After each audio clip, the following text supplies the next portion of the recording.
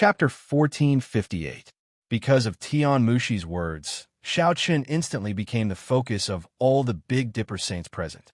However, everyone looked at Xiao Chen unkindly. None of them were convinced. Xiao Chen was only ranked 35th on the saint leaderboard.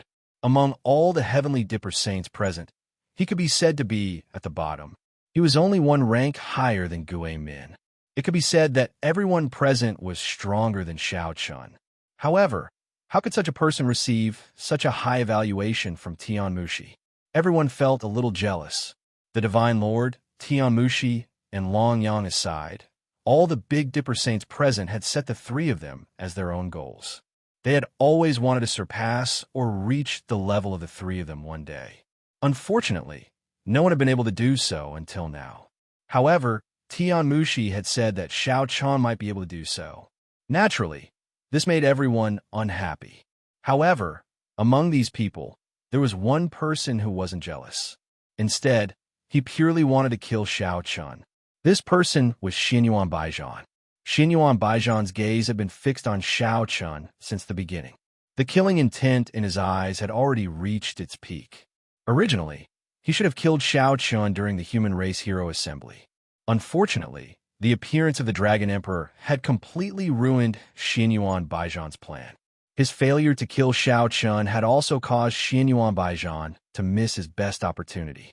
After all, not long after the Human Race Hero Assembly had ended, Xiao Chen had gone out to train.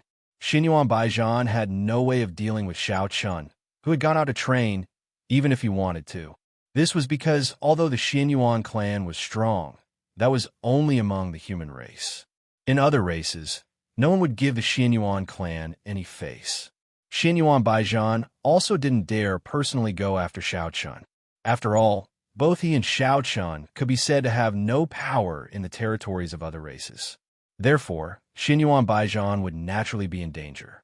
It was because he had missed a good opportunity that Xiao Chen had grown to this point. To be honest, Xinyuan Baijian had not expected that Xiao Chen would become a heavenly Dipper saint in just 2 years. Xinyuan Baijian had not expected such a speed of improvement. The faster Xiao Chen improved, the stronger the killing intent in Xinyuan Baijian's heart grew. He knew very well that if he gave Xiao Chen a chance, then Xiao Chen would definitely not let him go. Neither of them were kind people. To put it bluntly, no matter if it was Xiao Chen or Xinyuan Baijian, they were both people who killed decisively.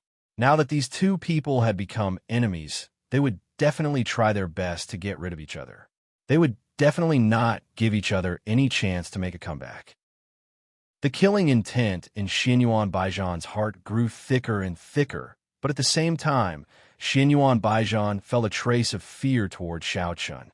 It couldn't be helped. In just 2 years, Xiao Chen had already become a heavenly Dipper saint. If Xiao Chen was given more time, then wouldn't Xiao Chen be able to stand shoulder to shoulder with him? Xinyuan Baijian? He had to kill Xiao Chen at all costs. This kid's talent was too terrifying. He definitely could not give him another chance. Xinyuan Baijian thought in his heart, but he also knew that now was not the time to make a move. No matter how much killing intent he had to wait until the end of the heavenly Dipper inheritance.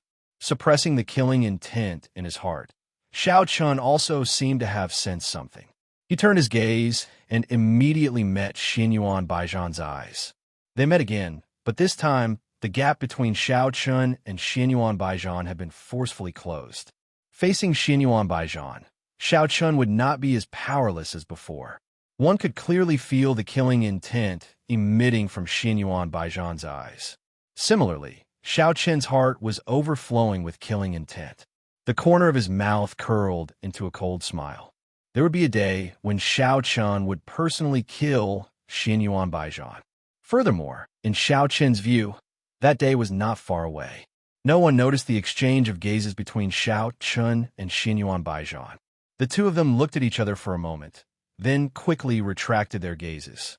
They buried the killing intent deep in their hearts, waiting for an opportunity to completely erupt.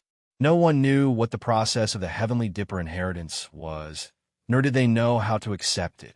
At this moment, everyone was gathered in this mysterious space. With nothing to do, They could only wait for the Heavenly Dipper inheritance to open. There were no records of the Heavenly Dipper inheritance. The various clans only knew that before the 100-Clan War, the Heavenly Dipper Saint would receive a chance to receive the Heavenly Dipper inheritance. However, no one knew what the Heavenly Dipper inheritance was, nor did anyone know how to accept it. Hence, they could only wait patiently. With nothing to do, Xiao Chun directly sat down cross-legged and waited patiently. No one knew how much time had passed.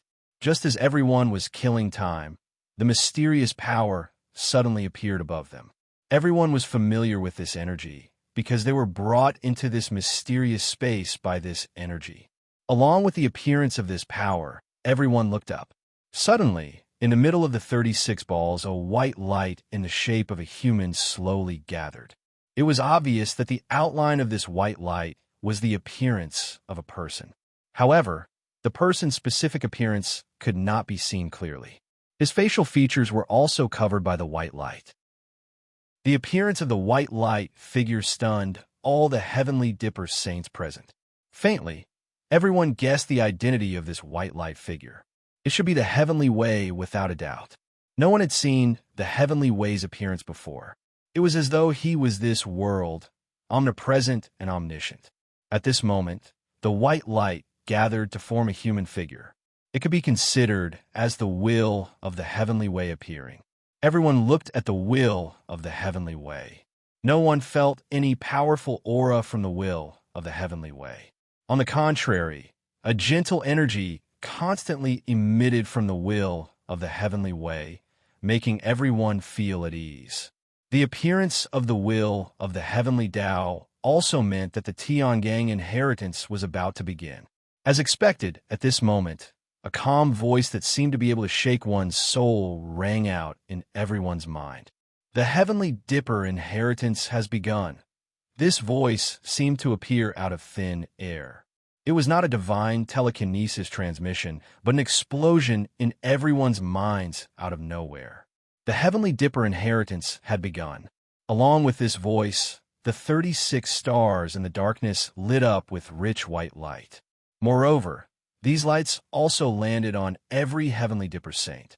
Each star corresponded to a Heavenly Dipper Saint. This was the Heavenly Dipper inheritance.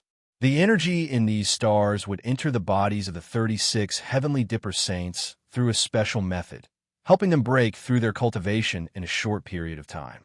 Please collect, vote, recommend.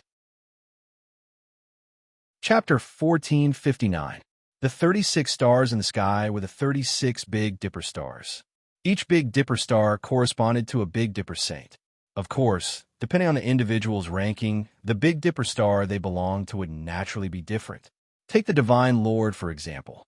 He was ranked first on the saint rankings and first among the 36 Big Dipper Saints. So his Big Dipper star was the leader star. As for Tian Mushi, who was ranked second, she was the Big Dipper star. Long Yang was the Migres star.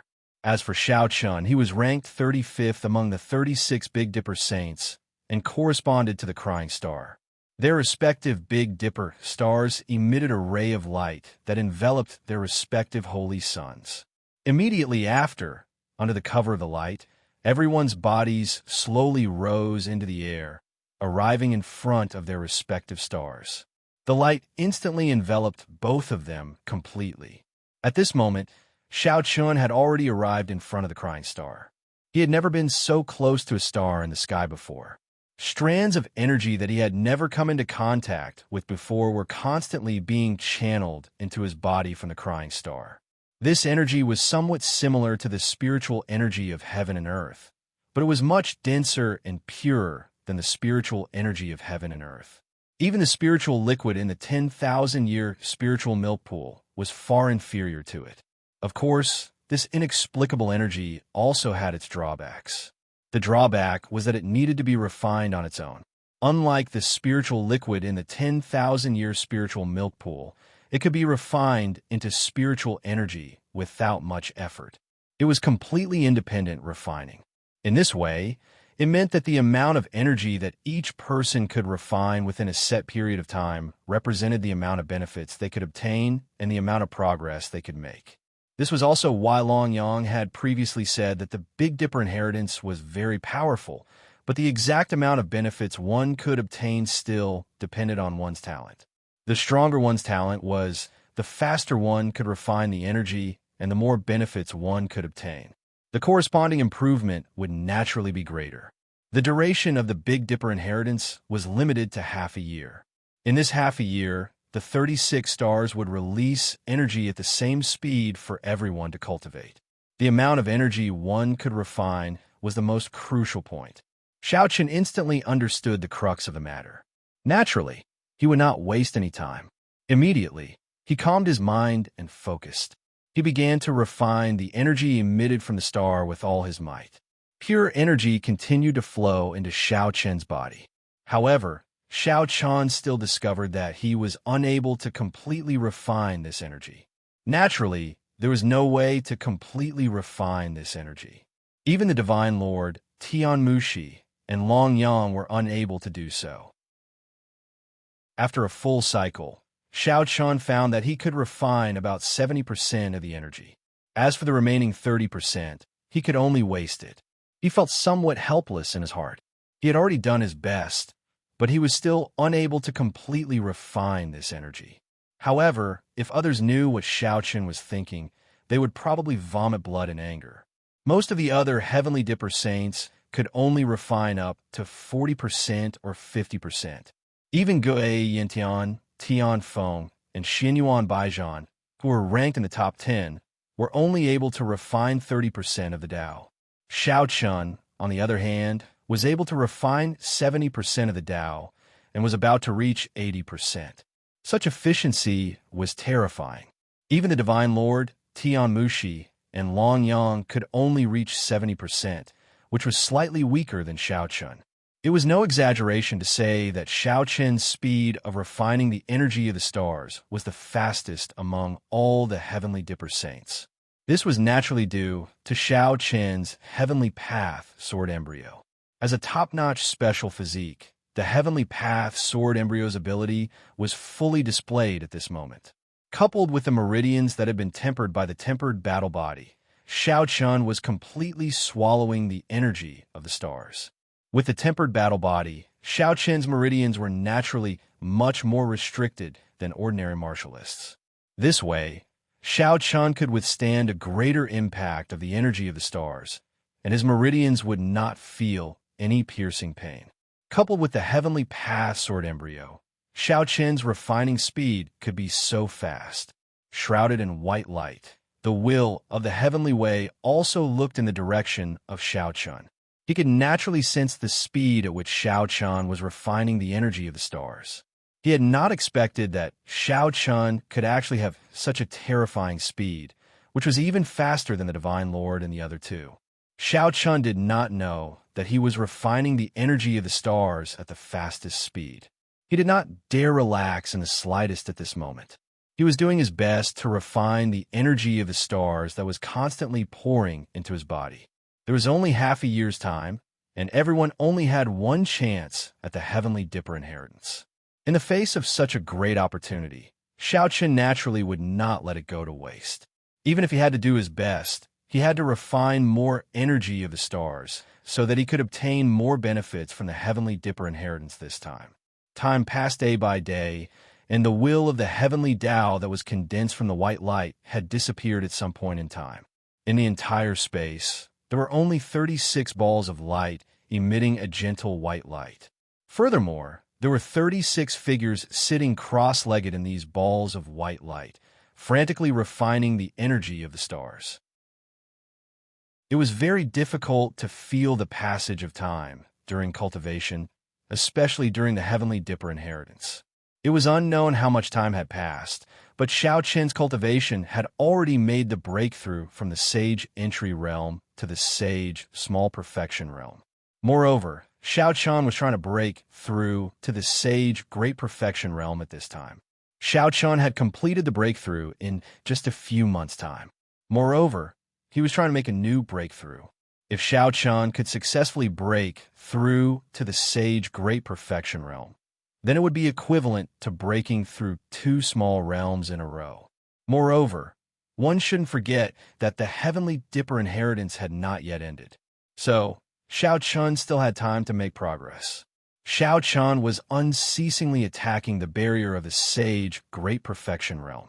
He had also discovered that it was much easier to use the energy of the stars to make a breakthrough in the Sage Great Perfection Realm after several months of cultivation. In fact, it was much easier to attack the firm barrier of the Sage Great Perfection Realm. Of course, Xiao Chun didn't know that this was because he had refined enough energy of the stars. With the help of so much energy of the stars, Xiao Chun could easily break through the barrier of the Sage Great Perfection Realm. Gue Min and the others had refined only 40% of the energy of the stars.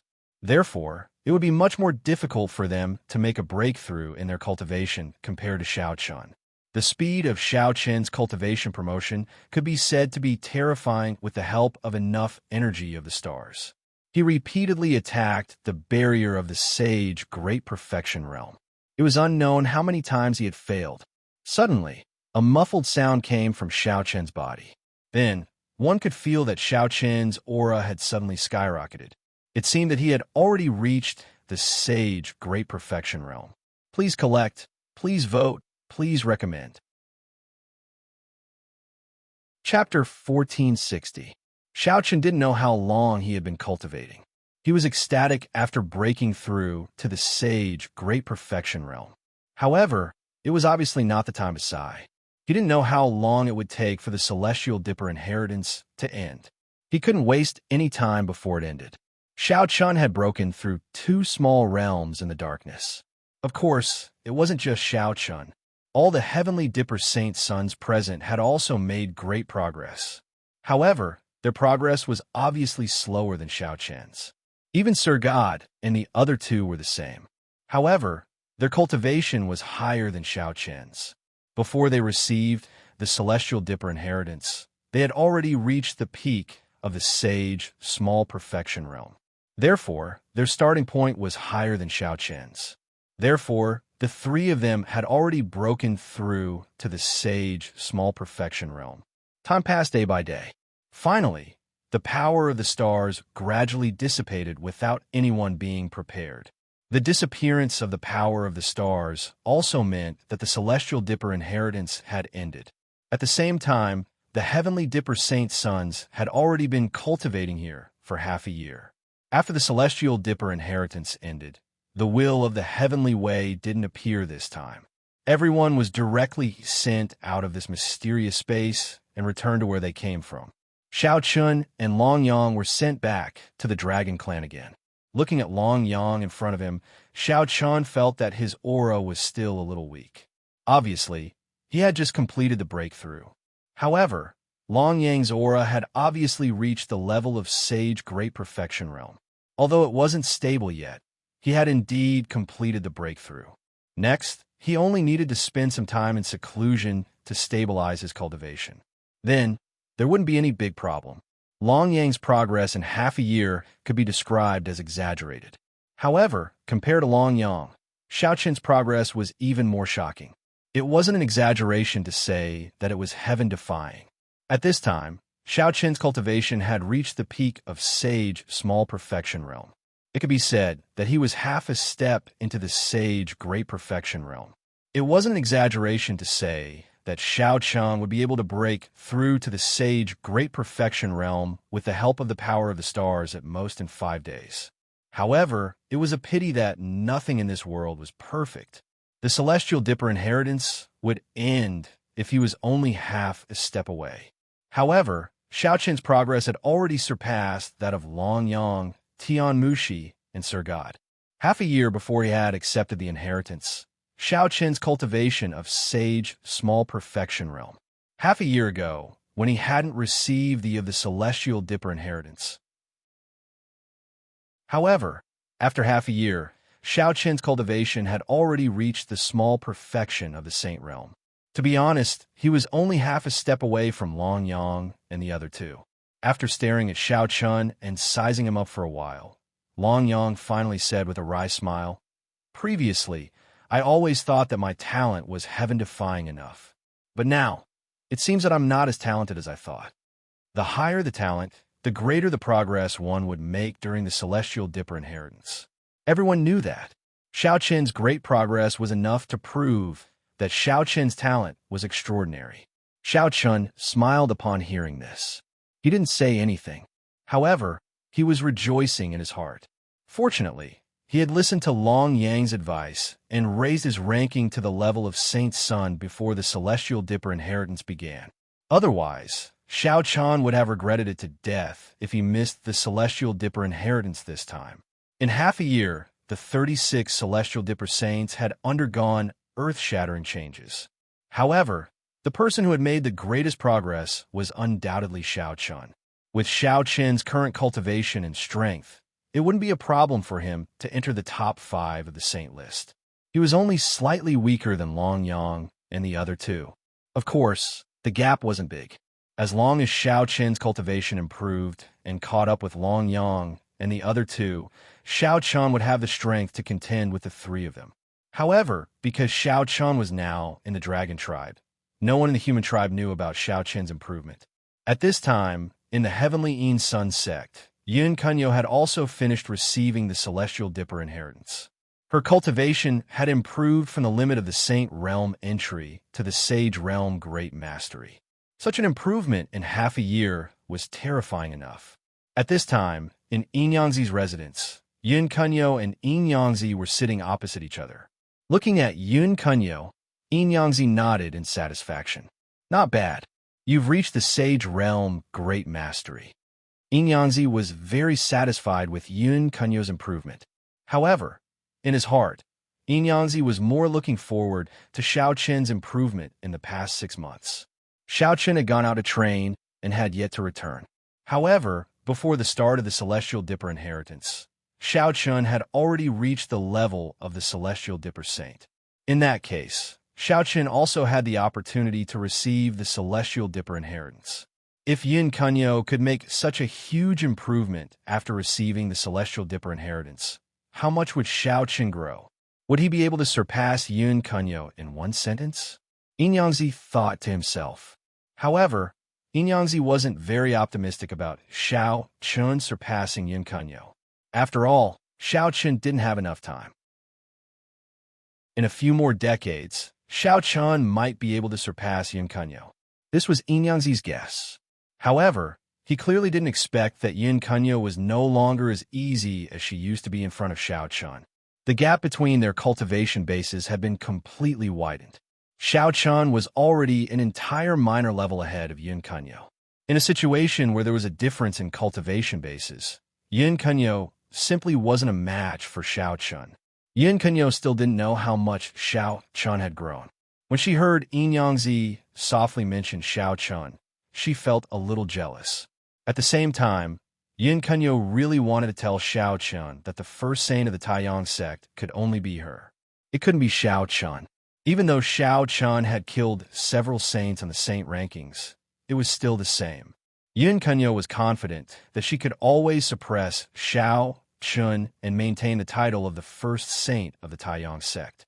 However, she obviously did not know that Xiao Qin could even defeat the first holy son of the human race, let alone the first holy son of the Taiyang sect of Tianyin. Even Xianyuan Baijian couldn't possibly be a match for Xiao Qin, let alone Yun Kunyo. Perhaps Xiao Qin would be able to give everyone a big surprise when he returned to the Taiyang sect, including Yun Kunyo. Xiao Qin had no idea what had happened to the Taiyang sect of the Skyyin sect. After resting for a day, he was ready to return to the human race. According to convention, the War of the 100 Races would begin after the end of the Big Dipper inheritance. The interval wouldn't be more than half a year. Therefore, Xiao Qin also planned to return to the human race before the War of the 100 Races began. Begging for your collection, begging for monthly votes, begging for recommendations. Chapter 1461. Xiao Qin prepared to leave the Dragon Clan, but before he left, he went to see the Dragon Emperor and bid him farewell. The Dragon Emperor didn't try to stop Xiao Qin from leaving. Besides, Longqing was still in seclusion, so he couldn't see her for the time being. However, Xiao Qin wasn't worried about Longqing's safety in the Dragon Tribe. With the Dragon Emperor's protective nature, anyone who dared to bully Long Qing in the Dragon Tribe would be courting death. They didn't say much. It was just a simple farewell. However, the Dragon Emperor actually took the initiative to mention an alliance with the Heavenly Yin Taiyang sect. The 100-Tribe War was about to begin. The Heavenly Yin Taiyang sect and the Dragon Tribe had already formed an alliance. As such, the two sides would naturally advance and retreat together. In fact, speaking of an alliance, the Heavenly Yin Taiyang sect had more of an advantage. This was because the Dragon Tribe was clearly much stronger than the Heavenly Yin Taiyang sect in terms of overall strength. Moreover, Shao Qian's intuition told him that the Dragon Tribe definitely didn't have only one the great sage, the Dragon Emperor. Perhaps there were two or three. No one knew. At this juncture, the Dragon Emperor took the initiative to mention the alliance. Clearly, he wanted to tell Shao Qian that the Dragon Tribe wouldn't go back on their words. As long as the Heavenly Yin Taiyang sect didn't do anything to betray the Dragon Tribe, the Dragon Tribe would always be the Heavenly Yin Taiyang sect's ally. Shao Qian naturally agreed with the Dragon Emperor's attitude. The alliance could be said to be extremely beneficial to the Heavenly Yin Taiyang sect. After bidding farewell to the Dragon Emperor, Shao Qian left the Dragon Tribe alone and headed towards the Human Tribe's territory. It wasn't his first time coming to the Beast Tribe's territory. Therefore, Shao Qian wasn't afraid of anything in the Beast Tribe's territory. Moreover, he had the Dragon Tribe behind him. As such, no one in the Beast Tribe's territory dared to provoke Shao Qian. The journey was uneventful.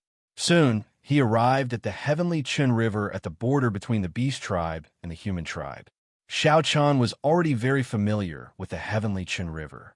At the same time, through the checkpoint guarded by the Dragon Tribe, Shao Qian smoothly returned to the Human Tribe's territory. Including the inheritance of the Heavenly Dipper, Shao Qian had been gone for almost 3 years. During these 3 years, Shao Qian had also circled around the human territory and almost visited all the territories of the other major races that bordered the human territory. Of course, the ghosts were an exception. Given the relationship between the ghost race and the human race, Shao Qian was not confident that he could go to the ghost race's territory. It was worth noting that exposing one's identity as a human in the territories of other races might not be a big deal, but in the ghost race's territory, once one's identity as a human was exposed, one could only wait for death. Countless mighty ones from the ghost race would hunt one down. Of course, it was the same in the human race. If any ghost race dared to enter the human race's territory, once their identity was exposed, they would definitely die. There was almost no interaction between the human tribe and the ghost tribe. There was constant friction on the border, and war could break out at any time. The only place he didn't go was the ghost tribe's territory. But that didn't matter. Shao Qian had achieved his goal anyway. Moreover, after the Heavenly Dipper inheritance, Shao Qian's strength had improved by leaps and bounds. It had even exceeded Shao Qian's own expectations. He headed towards the Heavenly Yin Taiyang sect. However, before returning, Shao Qian had to make a trip to the Sacred Palace to see his parents, Shao Qing, and Bai Riyue. No one in the human tribe dared to provoke Shao Qian. He returned to the Sacred Palace without a hitch. When Shao Qian returned, many disciples in the Sacred Palace were extremely excited. Over the years, more and more Sacred Palace disciples had joined the Heavenly Yin Taiyang sect. Of course, there were also many new disciples joining the Sacred Palace. However, regardless of whether it was the old or new disciples, Shao Qian was the pride of the Sacred Palace. He was ranked 35th on the Saint rankings and had killed several chosen on the Saint rankings. It could be said that Shao Qian was the role model for many Sacred Palace disciples. Many of the new disciples had never seen Shao Qian before. When they heard that Shao Qian had returned to the Sacred Palace, many of them naturally wanted to see Shao Qian's true appearance with their own eyes. Therefore, countless disciples gathered in the dustless Sacred Hall. Shao Qian couldn't help but be taken aback when he saw this scene. What was going on? Shao Qian looked a little travel-worn because of the long journey, but even so, it couldn't hide the sharp aura that Shao Qian unconsciously exuded. Although it wasn't strong, everyone could clearly feel it. Xiao Chan expended a lot of effort while being escorted by many disciples. He even personally encouraged everyone to cultivate well before he was able to enter the cave, dwelling smoothly. It had been 3 years since they last saw each other. When Xiao Chun saw Xiao Qing and Bai Ruyue, the two elders were naturally very happy. Moreover, Bai Ruyue immediately sent a message to Qin Shiru and the other two girls about Xiao Chen's return. She asked the 3 girls to make time to come back so that the family could have a good gathering. Although Xiao Chan felt a little helpless about his mother's actions and felt that she was making a mountain out of a molehill, he didn't say anything. The 3 girls were also very fast. After receiving Bai Ruyue's message, they returned to the sacred palace on the same day. After 3 years, Xiao Chun had grown a lot. Qin Shu and the other 2 girls naturally wouldn't remain stagnant. At this moment, their cultivation had reached the perfection of the Tao Emperor realm, and they had successfully entered the saint rankings. Although they were only at the bottom of the rankings, this was already a huge improvement. Ever since Xiao Chun left, Qin Shu and the other 2 girls had placed all their attention on cultivation. They spent almost every day in bitter cultivation and had no intention of paying attention to anything else. When the family was gathered together, Bai Ruyue happily cooked a table full of dishes. Xiao Chen's heart was filled with warmth as he enjoyed this rare moment of warmth. They stayed in the sacred palace for 3 days. During these 3 days, Xiao Chun was by his parents' side. Of course, Qin Shu and the other 2 girls were the same. The 3 girls were also very happy that Xiao Chun had returned safely. Moreover, they asked about Tian Yu and only relaxed when they learned that Tian Yu was fine in the heavenly palace. 3 days passed. On this day, Xiao Chun planned to return to the heavenly Ying Great Yang sect. Although reluctant, Bai Ruyue and Xiao Chun didn't stop him. Before the War of the 100 Races began, Xiao Chun intended to settle old scores.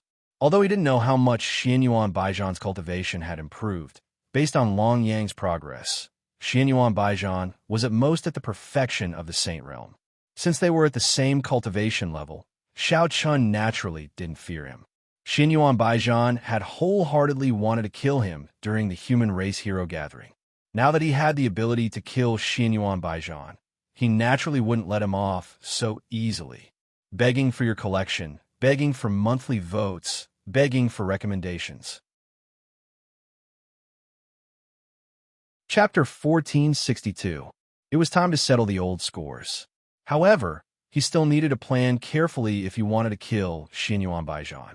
After all, the Xianyuan clan wasn't so easy to offend. According to Xiao Chen's plan, it was best to wait until Xianyuan Baijian left the Xianyuan clan before making a move. The chances of success will be much higher then. If Xianyuan Baijian stayed in the Xianyuan clan, it would really be difficult for Xiao Chun to find an opportunity to kill him. After all, he couldn't just rush into the Xianyuan clan and kill Xianyuan Baijian, right? That wasn't realistic. He could only wait and see if there were any opportunities. This matter couldn't be rushed. After returning to the Taiyang sect, he would have people pay close attention to Xianyuan Baijian's movements. As long as he left the Xianyuan clan, Xiao Chun would have a chance. Xianyuan Baijian wouldn't leave the Xianyuan clan for the rest of his life. After bidding farewell to Xiao Qing and Bai Ruyue, Xiao Chun returned to the Taiyang sect with Qin Shu and the other 2 girls. Because he had already stayed in the sacred palace for 3 days, the news of Xiao Chun's return had already spread throughout the Taiyang sect. After 3 years, the Taiyang sect's attitude toward Xiao Chun had undergone a 180-degree change. The disciples who looked down on Xiao Chun and refused to accept Xiao Chun before had already lowered their heads and admitted defeat. There was nothing they could do. After going out for a walk, Xiao Chun was now a heavenly dipper saint. He couldn't be compared to before. When Xiao Chun returned to his cave residence, Chen Yu, the Qing emperor, and Xiao Sheng were already waiting for him. In the past 3 years, Xiao Sheng and the others hadn't been able to make a breakthrough in their cultivation. They were still in the greater quasi-saint realm. After reaching the quasi-saint realm, it was very difficult to make a breakthrough. Therefore, it was reasonable that Xiao Sheng and the others hadn't made a breakthrough. In the past 3 years, Chen Yu was the one who had made the most progress. Although Chun Yu seemed to have nothing to do and was extremely lazy, his cultivation had actually broken through to the semi-sage realm in the past 3 years, which was even higher than that of Qin Shi and the other two women. Chun Yu's character wasn't suited for competition. Perhaps this was the reason why Xiao Chun had gradually widened the gap between him and Chun Yu. Perhaps Chun Yu would have been able to break through to the sage realm in 3 years if his character had been stronger. And he wouldn't be a semi-sage expert now. But it couldn't be helped. Chun Yu was just like that. He didn't feel nervous at all. As long as he was happy, everything would be fine. As for his cultivation realm, according to Chun Yu's words, he would just let nature take its course. Xiao Qin's return made everyone very happy. Xiao Sheng was the first to speak with a smile. "You're back? Not bad, not bad. Seems like you've gained a lot in these 3 years." "Yes, I've gained a lot." Hearing this, Xiao Chun smiled slightly. Then he went to his seat and sat down. Everyone gathered in the hall and chatted with each other.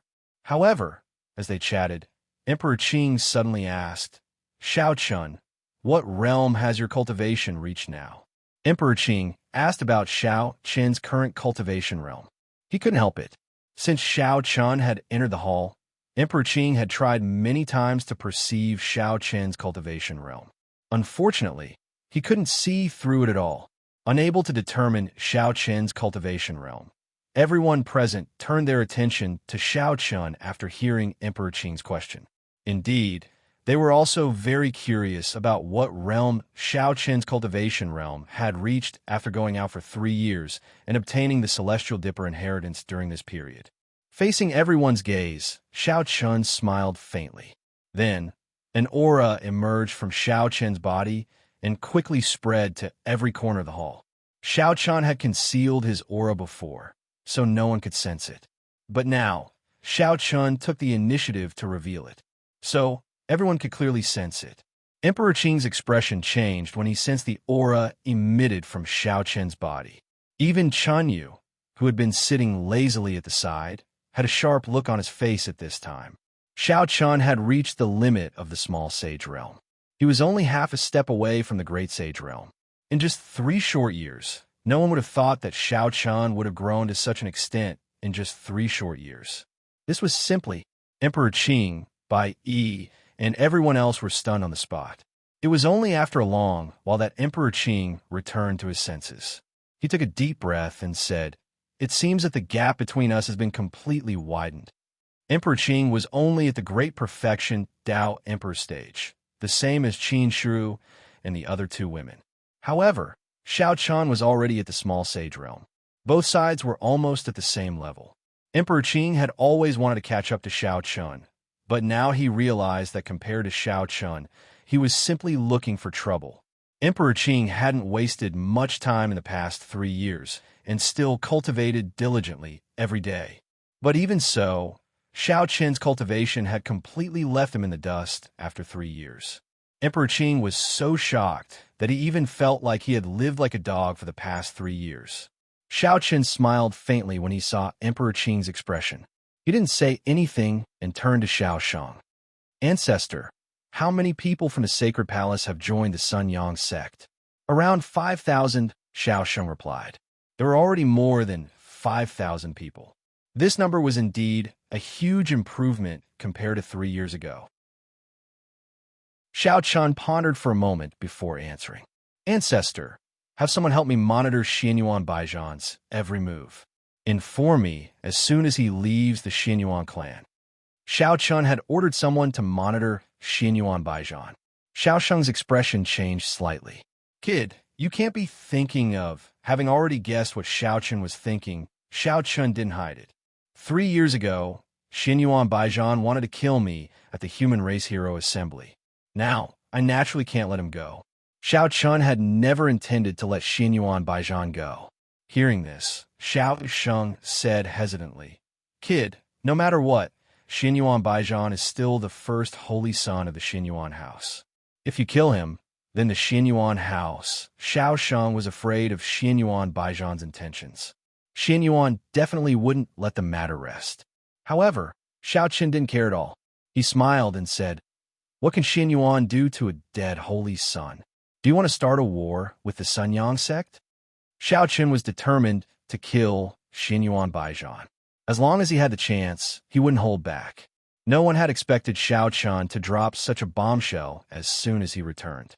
He wanted to kill the first holy son of the human race, Xin Yuan Baijian. But before anyone could react, Qin Yao quickly walked in and whispered to Xiao Qun, "Young master, Lin Yao is here. She said that Yun Kunyo will challenge you tomorrow. Please add me to your collection. Please recommend me." Chapter 1463. As soon as Xiao Qun returned to the heavenly Yin Taiyang sect, Yun Kunyo couldn't wait to challenge him. Xiao Qun smiled. "Are you jealous? Fine. Tell Yin Yao that I'll be there on time tomorrow." Xiao Qun accepted Yun Kunyo's challenge. Xiao Sheng, Chun Yu, the Azure Emperor, and the others present did not object. In their opinion, defeating Yun Kunyo would be a piece of cake for Xiao Qun with his cultivation. Yun Kunyo's direct challenge actually had a lot to do with the rumors in the Heavenly Yin Sun sect these few days. After the Heavenly Dipper inheritance ended, both Xiao Qun and Yun Kunyo had obtained the Heavenly Dipper inheritance. Yun Kunyo had broken through to the Sage Realm Greater Mastery in one fell swoop. However, many disciples had begun to discuss that Xiao Qun might be able to catch up to Yun Kunyo or even surpass her. These disciples couldn't be blamed for talking nonsense. After all, everyone had witnessed Xiao Qun's speed of growth. It could be said to be ridiculously fast. In comparison, Yun Kunyo hadn't done anything too eye-catching since Xiao Qun's appearance. As a result, many people were more optimistic about Xiao Qun. Of course, these people didn't intend to offend Yun Kunyo. It was just that Yun Kunyo had always been very arrogant. When Baichuran was still alive, Yun Kunyo rarely paid attention to her. This was because Baichuran couldn't threaten her position at all. Yun Kunyo could always remain as the first holy son of the heavenly Yin Taiyang sect. However, Xiao Qun was different. The difference between Xiao Qun and Baichuran was like heaven and earth. As Xiao Qun continued to grow, Yun Kunyo also felt the pressure. After the Heavenly Dipper inheritance, Yun Kunyo could clearly feel that her position as the first holy son had been shaken. This was something that Yun Kunyo could not allow. Therefore, when she received news that Xiao Qun had returned to the Taiyang sect, Yun Kunyo immediately issued a challenge. Although it was called an exchange of pointers, everyone knew that Yun Kunyo wanted to tell all the disciples of the Heavenly Yin Solar Sect that no matter how much Xiao Qun had improved, the number one holy son of the Heavenly Yin Solar Sect was still her, Yun Kunyo. She didn't intend to hurt Xiao Qun. She just wanted to prove herself. Unfortunately, Yun Kunyo was too confident. She didn't think about how much Xiao Qun had grown after receiving the Tiangang inheritance. Perhaps in Yun Kunyo's heart, she believed that she was 100% stronger than Xiao Qun. Xiao Qun didn't take Yun Kunyo's challenge to heart. After agreeing, he didn't think about it anymore. After all, Yun Kunyo was no longer a threat to Xiao Qun. Such was the cultivation of warriors. Sometimes the gap between two people would be completely widened after a single opportunity. This was the case now. After the inheritance of the Heavenly Dipper, the gap between Xiao Qun and Yun Kunyo had been completely widened. He didn't care about Yun Kunyo's challenge at all. However, Xiao Qun and his old friend from the Sacred Palace also drank to their heart's content. Xiao Qun only fell asleep late at night with the help of Qin Shuru and the other two girls. It was a silent night. The next morning, many disciples of the Sun Yang sect arrived at the arena early in the morning. Today was the day of the battle between the two chosens, Yun Kunyo and Xiao Qun. Many disciples were naturally looking forward to it. Although it wasn't a life-and-death battle like Xiao Qun and Baichuran, the battle between the two chosens on the saint ranking would still attract the attention of many disciples. In particular, Xiao Qun and Yun Kunyo were both Tiangang chosens. Xiao Qun was ranked 35th on the saint ranking, while Yun Kunyo was ranked 21st. It wouldn't be an exaggeration to say that their battle was the focus of everyone's attention. Therefore, when the sky had just lit up, many disciples had already gathered at the battle arena. Not only the disciples, but many elders had also arrived. Many elders with quasi-sage cultivation base and even half-step great sage cultivation base stood proudly in the sky, waiting for the martial arts competition to begin. Xiao Chun and Yun Kunyo represented the strongest of the younger generation in the Taiyang sect. Therefore, this battle was indeed extraordinary. Many elders had especially rushed over to personally watch the battle. However, in their eyes, it seemed that they were more optimistic about Yun Kunyo. This was because Yun Kunyo had been famous for a long time. Moreover, she had broken through to the sage great mastery realm after receiving the heavenly Dipper inheritance. Therefore, many elders believed that Yun Kunyo had a higher chance of winning.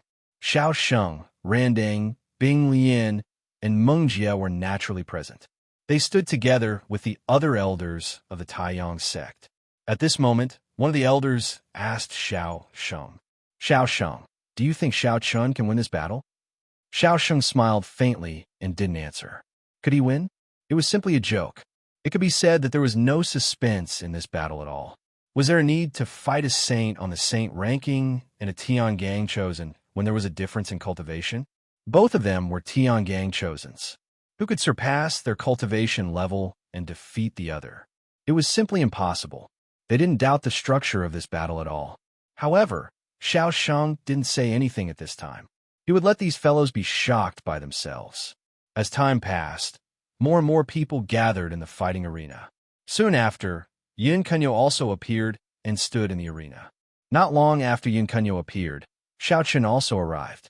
He stepped into the arena and stood opposite Yun Kunyo. As Xiao Chun had concealed his aura, Yun Kunyo couldn't sense Xiao Chun's cultivation level at all. Yun Kunyo said calmly as she looked at Xiao Chun, "Junior brother has also received the Tian gang inheritance. Today's battle is just to learn from each other and see how much you've improved." In front of Xiao Chun, Yun Kunyo acted like a senior sister. Although she didn't show any hostility, it felt as though she was saying, "I'm still your senior sister and the first saint of the Taiyang sect." Faced with Yun Kunyo's attitude, Xiao Chun smiled faintly. Then a towering aura instantly erupted. In the blink of an eye, the terrifying aura had already engulfed the entire martial arts arena. The appearance of this aura caused the faces of everyone present to change drastically, including the elders in the sky. When he sensed Xiao Chun's aura, the elder who spoke to Xiao Sheng previously was shocked and couldn't help but blurt out, "Saint? Perfection Saint stage?" No one expected Xiao Chun's cultivation level to be at the perfection saint stage. He didn't care about the astonishment of the surrounding people. Looking at Yun Kunyo, who was almost in a daze, Xiao Chun smiled faintly. "Do you still want to fight? Begging for your collection, begging for monthly votes, begging for recommendations." Chapter 1464. In fact, Xiao Chun did not pay much attention to this battle from the beginning. The reason was very simple. With Yun Kunyo's current strength, she was no longer Xiao Chun's match. There was already a gap in their cultivation. Therefore, Yun Kunyo was no match for Xiao Chun. She did not even need to think about challenging someone of a higher cultivation level. Her face was filled with disbelief. Just a second ago, Yun Kunyo was still full of confidence. Unfortunately, reality had mercilessly slapped her in the face. She originally thought that she could still suppress Xiao Chun. However, she did not expect Xiao Chun's cultivation to surpass her after the end of the Big Dipper inheritance and reach the perfect sage stage. That was not all. Judging from his aura, Xiao Chun had not only just broken through to the perfect sage stage. His powerful aura was already infinitely close to the perfect sage stage. Xiao Chun did not make a move directly. In his opinion, defeating Yun Kunyo was a piece of cake. Was there still a need to make a move? Yun Kunyo bit her lips when she heard Xiao Chun's words. Initially, there was a hint of unwillingness in her eyes, but quickly turned into helplessness. Although she did not have much contact with Xiao Chun, Yun Kunyo could guess that Xiao Chun's talent surpassed hers by a lot. The fact that Xiao Chun could grow to such a level in just a few years was enough to show how talented he was. In Yun Kunyo's opinion, Xiao Qin's current strength was probably not weaker than Xianyuan Baijian's. After a moment of silence, Yun Kunyo finally said helplessly like a deflated balloon, "There's no need to make a move. I admit defeat." There was indeed no need to make a move. Yun Kunyo knew that she was no match for Xiao Chun. If she continued to fight, she would only be humiliating herself. No one had expected that the highly anticipated battle between the Big Dipper Saint would end with Yun Kunyo admitting defeat. This had indeed exceeded everyone's expectations. However, on the other hand, everyone was also shocked by Xiao Qin's current cultivation. The limits of the perfection saint realm. How could this be possible? Just a short period of 3 years ago, when Xiao Chun left the heavenly Yin-Yang sect, Xiao Chun was merely at the perfection stage of the Tao Emperor realm. However, Xiao Chun had not only made the breakthrough into the Sage realm in these 3 years, but it also advanced all the way to the Sage accomplished realm. This kind of progress speed was perhaps enough to be called heaven-defying. It was not just these disciples. Even the various elders in the sky had a drastic change in expression at this moment. Their eyes revealed a shock that was difficult to hide. Exaggerated. This was simply too exaggerated. In just 3 years, there was actually someone in this world who could grow to such a level.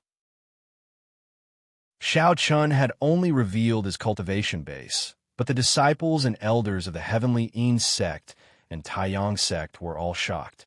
Of course, no one would be foolish enough to doubt Xiao Qin's combat strength.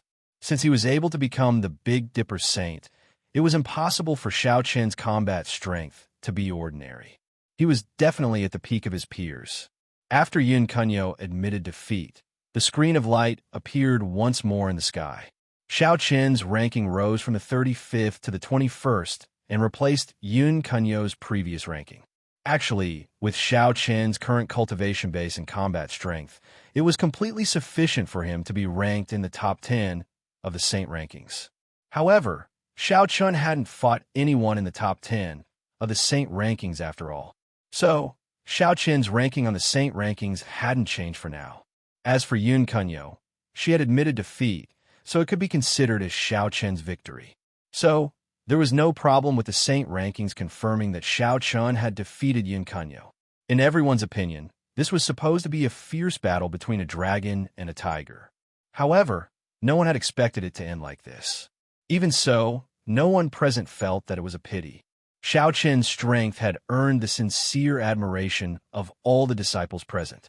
From today onwards, the position of the first holy son of the heavenly Yin sect and Taiyang sect would fall on Xiao Qin's head. From entering the heavenly Yin sect, to killing Bai Qiran, to suppressing Yun Kunyo, Xiao Qin's journey to becoming the first holy son of the heavenly Yin sect and Taiyang sect could be considered a legend. The outcome of the battle had been decided before the battle had even begun. After that, Xiao Chun and Yun Kunyo left one after another, and the disciples dispersed one after another. Meanwhile, in Yinyangzi's residence, Yinyangzi looked at old Chun and smiled. "I knew that kid Xiao Chun wouldn't disappoint me." Yinyangzi naturally knew that Xiao Qin's cultivation had reached the limits of the perfection saint stage. Yinyangzi was surprised, but more than that, he was gratified. When Xiao Chun had joined the heavenly Yin sect, and Yinyangzi had chosen Xiao Chun between Xiao Chun and Bai Qiran, it could be said that Yinyangzi had placed all his bets on Xiao Chun. He was certain that Xiao Qin's future accomplishments would not only far surpass Bai Qiran, but also Yun Kunyo. Now, it seemed that Xiao Chun hadn't disappointed him. After killing Bai Qiran, Xiao Chun had surpassed Yun Kunyo and become the first holy son of the heavenly Yin sect and Taiyang sect. Moreover, with Xiao Qin's current cultivation, Yinyangzi felt that Xiao Chun wouldn't be any weaker than Xianyuan Baijian. It could be said that Xiao Chun currently possessed the qualifications to compete with Xianyuan Baijian for the title of the first holy son of the human race. Of course, Yinyangzi had still underestimated Xiao Chun. The current Xiao Chun wasn't just capable of fighting Xianyuan Baijian. He possessed the ability to kill Xianyuan Baijian. Xiao Chun was definitely stronger than Xianyuan Baijian. He was probably on par with the first holy son of the ghost race, Gui Yintian. Therefore, Xiao Chun was clearly stronger than Xin Yuan Baijian. However, Xiao Chun didn't care at all about becoming the first holy son of the Heavenly Yin sect and Taiyang sect. Early the next morning, Xiao Chun took the initiative to find Yin Yangzi. In Yin Yangzi's residence, Yin Yangzi couldn't help but smile as he praised Xiao Chun. Not bad. Although it was just a simple word, it was enough to express the joy in Yin Yangzi's heart. Xiao Chun had indeed done well. The speed of his growth had shocked even Yin Yangzi. In response to Yin Yangzi's praise, Xiao Chun bowed in a manner that was neither servile nor overbearing. "Ancestor, you're too kind. I've come this time because I have something I need Ancestor's help with." Yin Yangzi naturally wouldn't refuse Xiao Chun's request. Right now, Xiao Chun was definitely the apple of the Heavenly Yin Sun sect's eye. It could be said that Yin Yangzi could give everything of the Heavenly Yin Sun sect to Xiao Chun. As long as it was useful to Xiao Chun, all the resources of the Heavenly Yin Sun sect could be given to Xiao Chun. Looking at Xiao Chun, Yin Yangzi replied, "Oh, that's rare. What do you need?" Begging for monthly votes, begging for recommendations. Chapter 1465. He didn't know what Xiao Chun wanted, but when he heard Yin Yangzi, Xiao Chun said, "Ancestor, please refine a few more spirit tablets for me." Xiao Chun had come to Yin Yangzi for spirit tablets. If he wanted to kill Xin Yuan Baijian, Xiao Chun naturally had to be well prepared. After all, as the young master of the Xin Yuan clan, Xin Yuan Baijian would naturally possess many life-saving treasures. As a result, Xiao Chun had to be well prepared. At the very least, he had to be able to destroy all of Xin Yuan Baijian's life-saving treasures. Only then would he have a chance to kill Xin Yuan Baijian. "You want spirit tablets?" Yin Yangzi didn't think much of it. After all, spirit tablets were extremely useful, life-saving treasures. There was nothing wrong with Xiao Chun having a few more. Yin Yangzi smiled and asked, "Sure. How many do you want?" Refining spirit tablets was actually very exhausting. Even the great sage was the same. However, since it was for Xiao Chun, there was nothing wrong with it. However, in response to Yin Yangzi's question, Xiao Chun replied, 10. Yin Yangzi was stunned when he heard that. 10 spirit tablets was a little too much. A wisp of surprise flashed through his eyes as Yin Yangzi asked curiously, "Why do you need so many spirit tablets?" "To kill Xin Yuan Baijian," said Xiao Chun.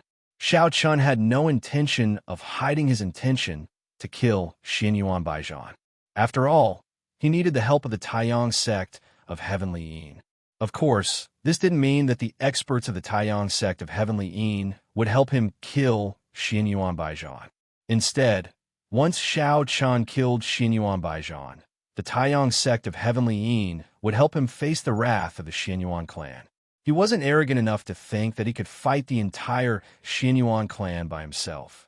So, Xiao Chun needed a backing, and this backing was naturally the Taiyang sect of Heavenly Yin. Yin Yangzi was stunned when he heard that Xiao Chun actually wanted to kill Xin Yuan Baijian, but he quickly came back to his senses. Yin Yangzi naturally knew about the matter between Xiao Chun and Xin Yuan Baijian. Yin Yangzi had also been present at the Human Tribe Hero Gathering a few years ago, but Xin Yuan Wudi had stopped him. Fortunately, the Dragon Emperor had arrived in time. Otherwise, Xiao Chun really would have been in danger. The enmity between the Heavenly Yin and Xin Yuan Baijian's words, Yin Yangzi didn't expect Chun to be so direct. The inheritance had just ended, and Xiao wanted to kill Xin Yuan Baijian. After a moment of silence, Yin Yangzi slowly said, "There is no problem with the spirit tablet, but how do you plan on dealing with Xin Yuan Baijian? Go to the Xin Yuan clan and kill him?" Yin Yangzi wanted to tell Xiao Chun that it wasn't easy to kill Xin Yuan Baijian. Xiao Chun also spoke his thoughts. Going to the Xin Yuan clan to kill Xin Yuan Baijian was definitely unrealistic. Xiao Chun was waiting for an opportunity.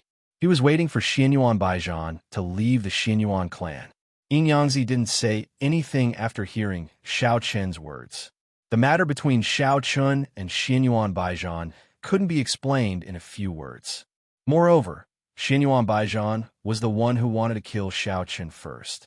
At the same time, Xin Yuan Wudi also made a move.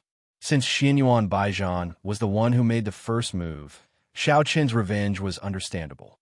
Even if Xianyuan Wudi made a move, Yanzi would do the same as before and stop Xianyuan Baijian. However, the only problem now was that the 100 Races War was about to begin. If Xiao Qian killed Xianyuan Baijian now, it wouldn't be good news for the human race. Yanzi originally wanted to persuade Xiao Qian, but after thinking about it, he gave up in the end. He knew it was impossible. With Xiao Qin's temper, it was absolutely impossible for him to reconcile with Xianyuan Baijian. Since that was the case, he could only let Xiao Qin deal with it himself. The most important issue now was to control the matter to the smallest extent possible. It was best if it didn't involve the Taiyang sect and the Xianyuan clan. To put it bluntly, Xiao Qin and Xianyuan Baijian should deal with it themselves. They couldn't let a war break out between the Taiyang sect and the Xianyuan clan because of this. The best way was naturally to let Xiao Qian kill Xianyuan Baijian himself, and the Taiyang sect wouldn't interfere during this period of time. In that way, even if Xiao Qian killed Xianyuan Baijian, the Xianyuan clan wouldn't have anything to say. It was just like the human clan hero gathering all those years ago. If Xianyuan Baijian killed Xiao Qian, what could Yanzi say? After all, the experts of the older generation of the Xianyuan clan hadn't made a move. After thinking for a moment, Yanzi said in a low voice, "Think about it yourself. I'll give you the spirit tablet in 3 days. However, the Taiyang sect won't interfere in the matter between you and Xianyuan Baijian, at least on surface. Understand?" Yanzi spoke his thoughts. Xiao Qin nodded when he heard that. He hadn't intended to use the Taiyang sect strength in the first place, because that would break the rules. At that time, it was very likely for the Taiyang sect and the Xianyuan clan to erupt into an all-out war. After coming to an agreement with Yanzi, Xiao Qin directly left. 3 days later, Yanzi really did send 10 spirit tablets over. In the following days, Xiao Qin started to cultivate painstakingly within the Taiyang sect. He cultivated while waiting for news from Xianyuan Baijian. However, Xiao Qin was slightly depressed because Xianyuan Baijian hadn't left the Xianyuan clan at all since the end of the Heavenly Dipper inheritance. Time passed in the blink of an eye, and a month had passed. During this month, Xianyuan Baijian hadn't left the Xianyuan clan even once. As he waited, Xiao Qin naturally didn't remain idle. He'd cultivated the 8th finger of the 9 Heaven Sword finger, the Crimson Sky Sword finger, to the realm of mastery, and its might had improved greatly. His strength had improved once more, but there was still no news from Xianyuan Baijian. Just like that, a month passed. On this day, Xiao Qin was cultivating in his cave abode. However, all of a sudden, Xiao Qin felt a terrifying pressure descending from the sky. Xiao Qin wasn't the only one who felt this sudden change. Everyone in the central world felt it. At this moment, the sky gradually turned blood red all over the central world. The originally white clouds also seemed to be dyed red by blood. The entire sky seemed to be dripping with blood, giving people an indescribable feeling of oppression. Perhaps the younger generation didn't know what this change meant, but the great sage like Yanzi had a change in expression at this moment. The blood-stained sky was the signal for the start of the 100 Races War. It had only been a month since the Heavenly Dipper inheritance, and the 100 Races War had begun. This time, the 100 Races War seemed to be particularly sudden. Standing on the highest mountain peak of the Taiyang sect and looking at the blood-red sky, Yanzi muttered softly with a solemn expression, "It's finally here, begging for collection, begging for monthly votes, begging for recommendations." Chapter 1466. Blood stained the sky and fiery clouds filled the sky. This was the symbol of the beginning of the War of the 100 Races. At this moment, not only Yanzi, but also Xianyuan Wudi of the Xianyuan clan, Xing Zhantian of the Haoqi Alliance, Dragon Emperor of the Dragon Clan, Emperor Gui Shuang of the Ghost Clan, and the 3 Palace Lords of the Celestial Palace. The great sage of the various clans in the Central World were all looking at the distant horizon. Under the gaze of countless pairs of eyes, something seemed to break through the thick blood clouds. Soon, like meteorites surrounded by flames, they fiercely penetrated the clouds and smashed toward the central world. These burning stones falling from the sky were naturally not meteorites, but the most important thing during the War of the 100 Races. It could also be said that it was the fuse of the War of the 100 Races. It was the treasure that all clans wanted to obtain, the Stone of Heavenly Way. No one knew what the Stone of Heavenly Way was, but one thing was certain. The Stone of Heavenly Way was the only way to break through the Great Sage Realm and step into a higher level. Every War of the 100 Races revolved around the Stone of Heavenly Way. Hundreds of stones of Heavenly Way fell from the sky, and these stones of Heavenly Way were the treasures for breaking through to the Great Sage Realm. They were bestowed by the will of the Heavenly Way. During the War of the 100 Races, whichever clan obtained more stones of Heavenly Way meant that after the War of the 100 Races, that clan would have more the Great Sage who could break through to the Great Sage Realm. Of course, after breaking through to the Great Sage Realm, they could not continue to stay in the Central World. As for where they went, no one knew. However, this did not prevent the world from burning with passion for the Stone of Heavenly Way. At this moment, even Enyangzi's eyes flashed with passion. The Stone of Heavenly Way was the only way to break through to the Great Sage Realm and step into a higher level. The War of the 100 Races was a tragic war, but it was also a great opportunity. It was an opportunity bestowed by the will of the Heavenly Way to the Great Sage in the Central World, an opportunity that could allow them to step into a higher level. Hundreds of heavenly Tao stones fell from the sky and spread to every corner of the Central World. There were heavenly Tao stones in every race's territory. At this moment, Enyangzi, who had already regained his composure, no longer had his usual calm demeanor. A powerful aura burst out from his body. At this moment, Enyangzi was the great sage that everyone worshipped. Quickly go and find the heavenly lost stone in the human territory and bring it back. With his hands behind his back, Enyangzi said to Old Chun behind him. In the first stage of the 100 Clan War, each clan would collect the heavenly lost stones that fell in their own territory. At this stage, the Central World was still relatively peaceful. After all the races were busy collecting their own heavenly Tao stones. However, after this stage, the Central World would be in complete chaos. At that time, the territories and rules that each clan had previously divided would no longer exist.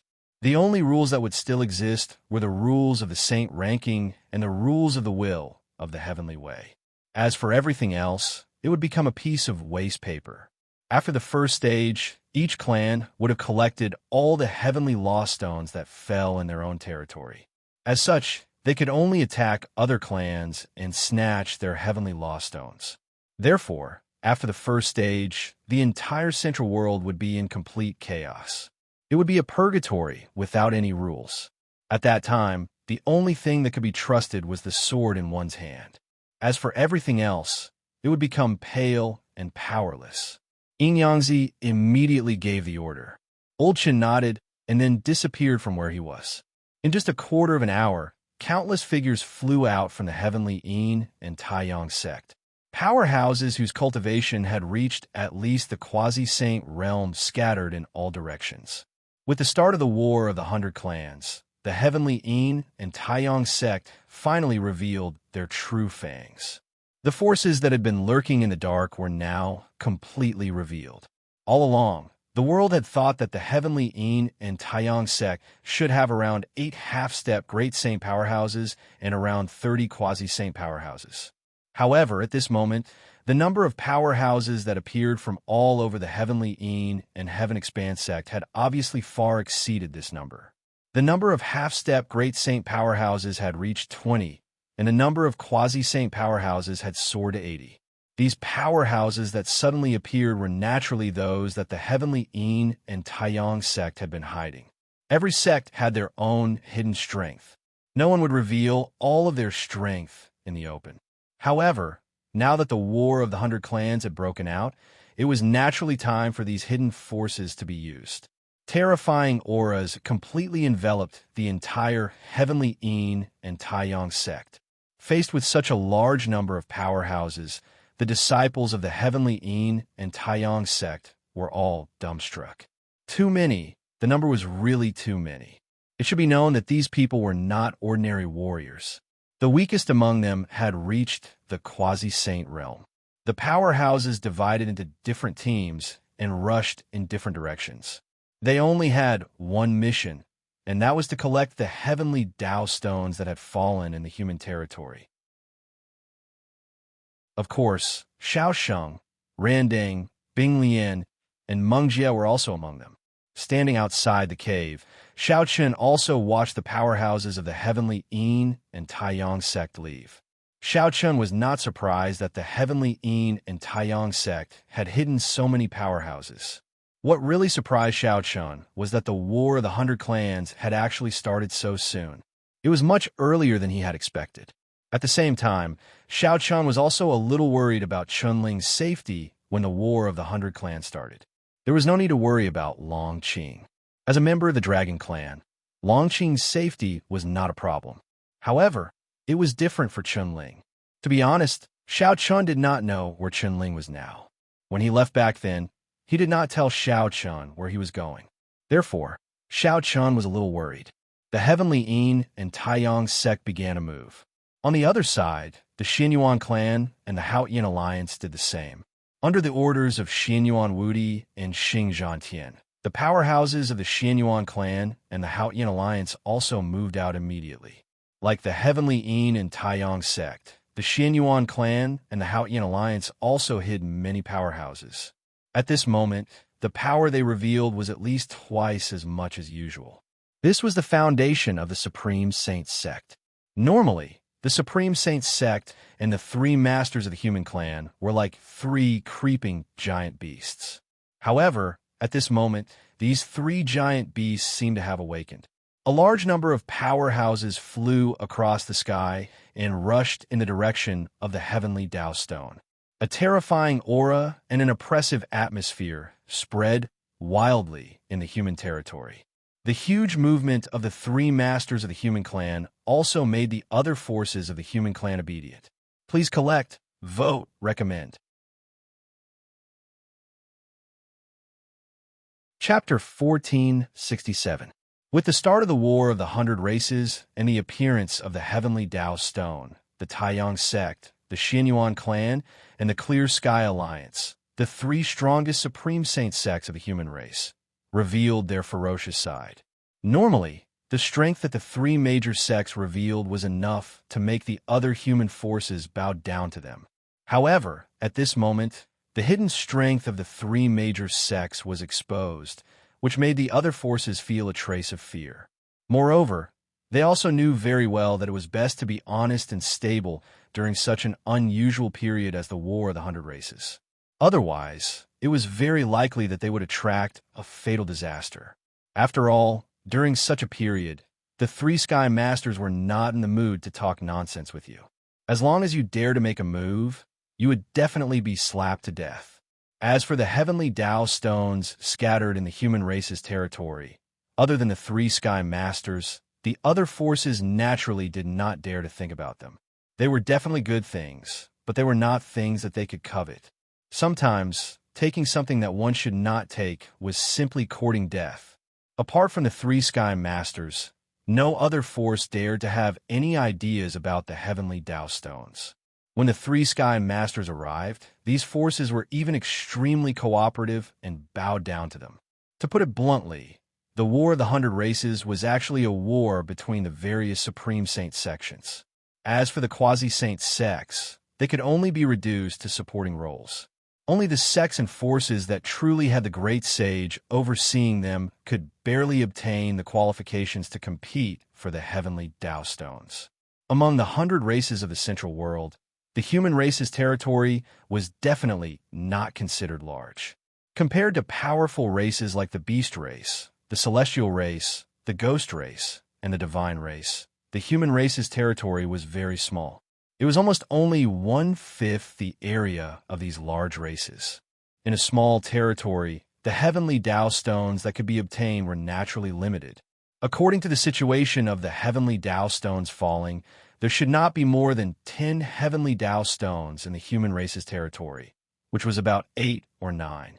The three major forces set out at the same time and immediately began to collect the heavenly Tao stones that had fallen in the human race's territory. Xiaochen wasn't too interested in such matters because it wasn't time for the Chosen on the Saint rankings to make an appearance yet. When the 100 Race War began, Chosen of the Sage rankings like Xiao Chun naturally had their own stage. Their opponents were other Chosen of the Sage rankings. Therefore, Xiao Chun did not have to worry about collecting heavenly Tao stones. Moreover, the Stone of Heaven was useless to Xiao Chun. Only when one reached the level of the Great Sage could one use the Stone of Heaven to break through to a higher level of cultivation. Before that, the Stone of Heaven was useless. Of course, if one really wanted to use the energy in the Stone of Heaven, they would have to wait until the end of the War of the 100 Races. During the war, the Stone of Heaven could not be refined. Xiao Chun remained calmly in his cave abode. Moreover, he asked Qin Yao and Qin Luo to bring Xiao Qing and Bai Ruyue to the Heavenly Yang sect. Xiao Chun still felt that it was better to bring the two elders to his side when the War of the 100 Races began. After all, compared to the Sacred Palace, the Heavenly Yang sect was obviously safer. After bringing the two elders to the Heavenly Yang sect, the only thing Xiao Chun was worried about was the safety of his second brother, Chunling. However, there was no other way. There was no news of Chunling until now, and Xiao Chun didn't know where he had gone. He could only hope that Chunling was safe. It would be best if he could return to the Heavenly Yin Yang sect as soon as possible. However, with Chunling's abilities, there shouldn't be any problems with his safety. After all, Chunling had always been very cautious. Furthermore, he had lived 2 lives and was extremely steady. He cultivated calmly in the cave abode and ignored the disputes in the outside world.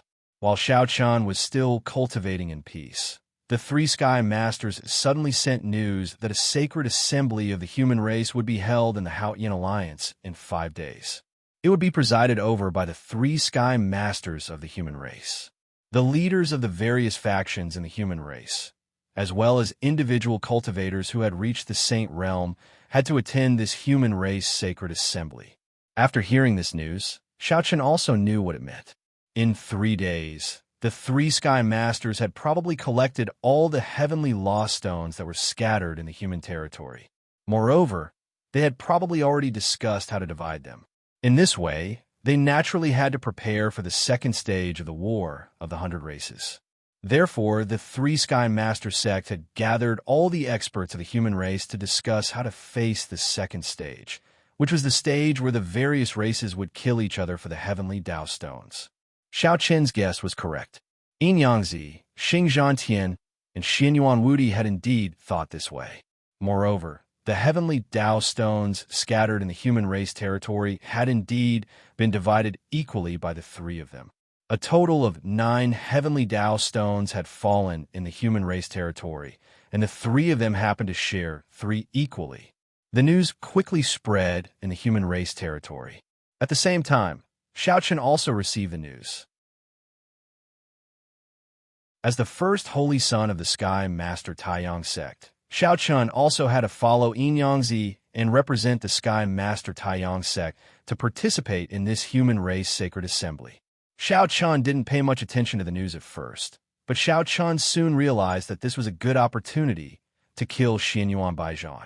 Previously, Xiao Chun had people keep an eye on Xianyuan Baijian's every move, but that guy simply didn't take a step out of his house. Ever since the end of the Heavenly Dipper inheritance, Xianyuan Baijian hadn't taken half a step out of the Xianyuan clan. This made it so that Xiao Chun couldn't find a chance to make a move. However, it was different this time.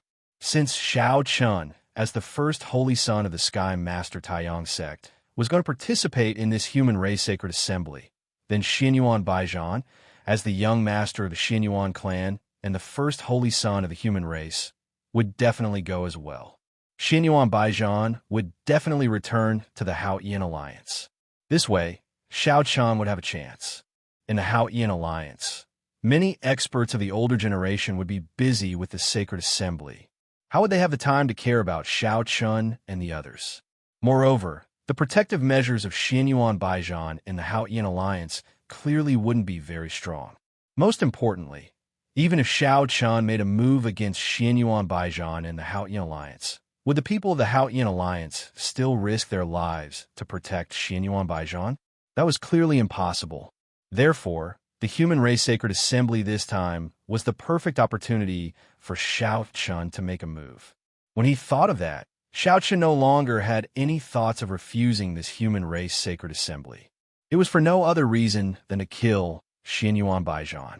Xianyuan Baijian was someone Shao Chun had to kill. Now that he had the strength, Shao Chun naturally wouldn't show any mercy. Just like when Xianyuan Baijian had made a move against him, he wouldn't leave any leeway. Please add this to your collection. Please recommend me.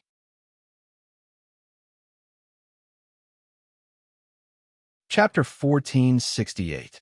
The gathering was the best opportunity for Shao Chun to kill Xianyuan Baijian because the experts of the three great sects basically wouldn't have the time to pay attention to Shao Chun and the other juniors.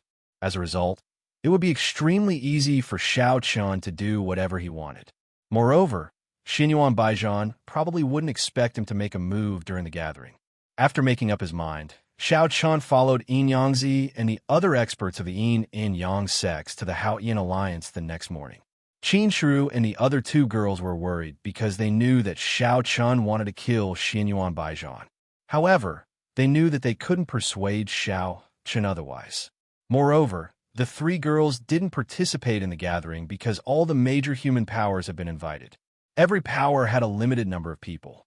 Every force could only bring one member of the younger generation, so under normal circumstances, they would bring their most outstanding member of the younger generation. Shao Chun had become the first holy son of the Yin and Yang sects a few days ago. As a result, Shao Chun naturally replaced Yun Kunyo and followed Yin Yangzi to the gathering. In truth, Yin Yangzi had also guessed that Shao Chun would not be able to stay put on this trip, because the young man sent by the Xianyuan clan was none other than Xianyuan Baijian.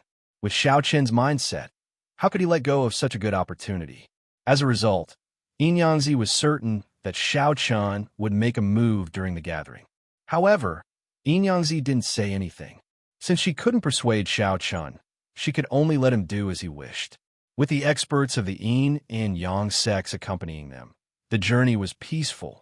In just a day, they arrived at the Haotian Alliance. The headquarters of the Haotian Alliance was located in Haotian City. In fact, the entire city had been established because of the Haotian Alliance. As a result, almost all the people living in the city were disciples, elders, and their families. Unlike ordinary sects, Haotian Alliance's structure was more like an underworld sect. However, compared to the underworld sect, Haotian Alliance was obviously much more powerful. Haotian City was known as the largest city of a human clan, so there was no need to doubt its scale. Coupled with the human clan grand meeting, the entire Haotian City was overcrowded. Countless warriors wanted to enter Haotian City every day at the 4 city gates. However, in order to deal with the human tribe grand meeting this time, Haotian Alliance had made ample preparations. Those without status could not enter Haotian City.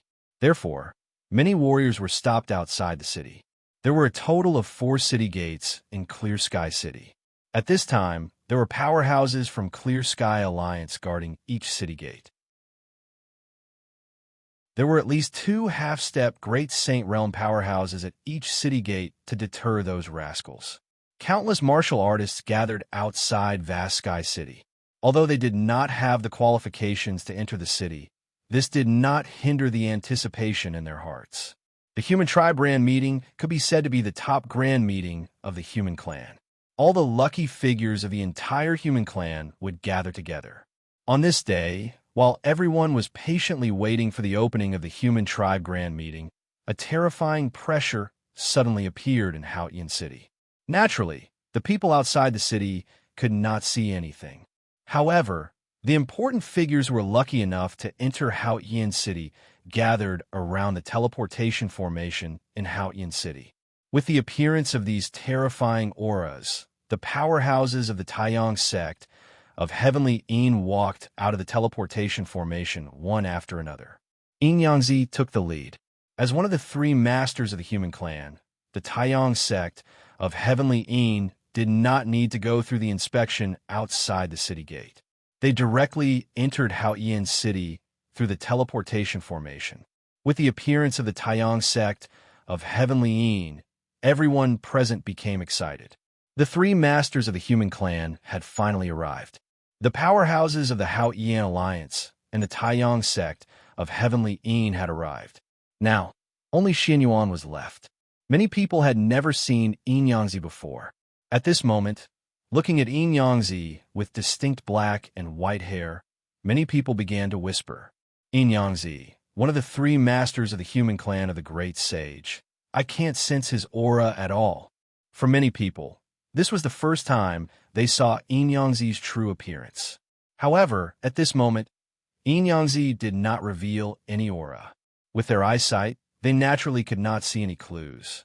Many people were discussing Yin Yangzi, but soon, someone in the crowd noticed the only young man in the Taiyang sect of Heavenly Yin. This person was undoubtedly Xiao Chun. At first, everyone's attention was attracted by Yin Yangzi, so not many people noticed Xiao Chun. At this moment, someone in the crowd said excitedly, "Xiao Chun, the first holy son of the Taiyang sect of Heavenly Yin. He defeated Yin Kunyo a month ago and is now ranked 21st on the Saint rankings." The news of Xiao Chun defeating Yin Kunyo a month ago had already spread. After all, the Saint rankings had already appeared at that time. Xiao Chun's ranking eventually replaced Yin Kunyo's, which meant that Xiao Chun had defeated Yin Kunyo and was fully deserving of the title of the first holy son of the Taiyang sect of Heavenly Yin. Facing Xiao Chun, everyone was no less shocked than facing Yin Yangzi. After all, Xiao Chun's rise to fame was legendary.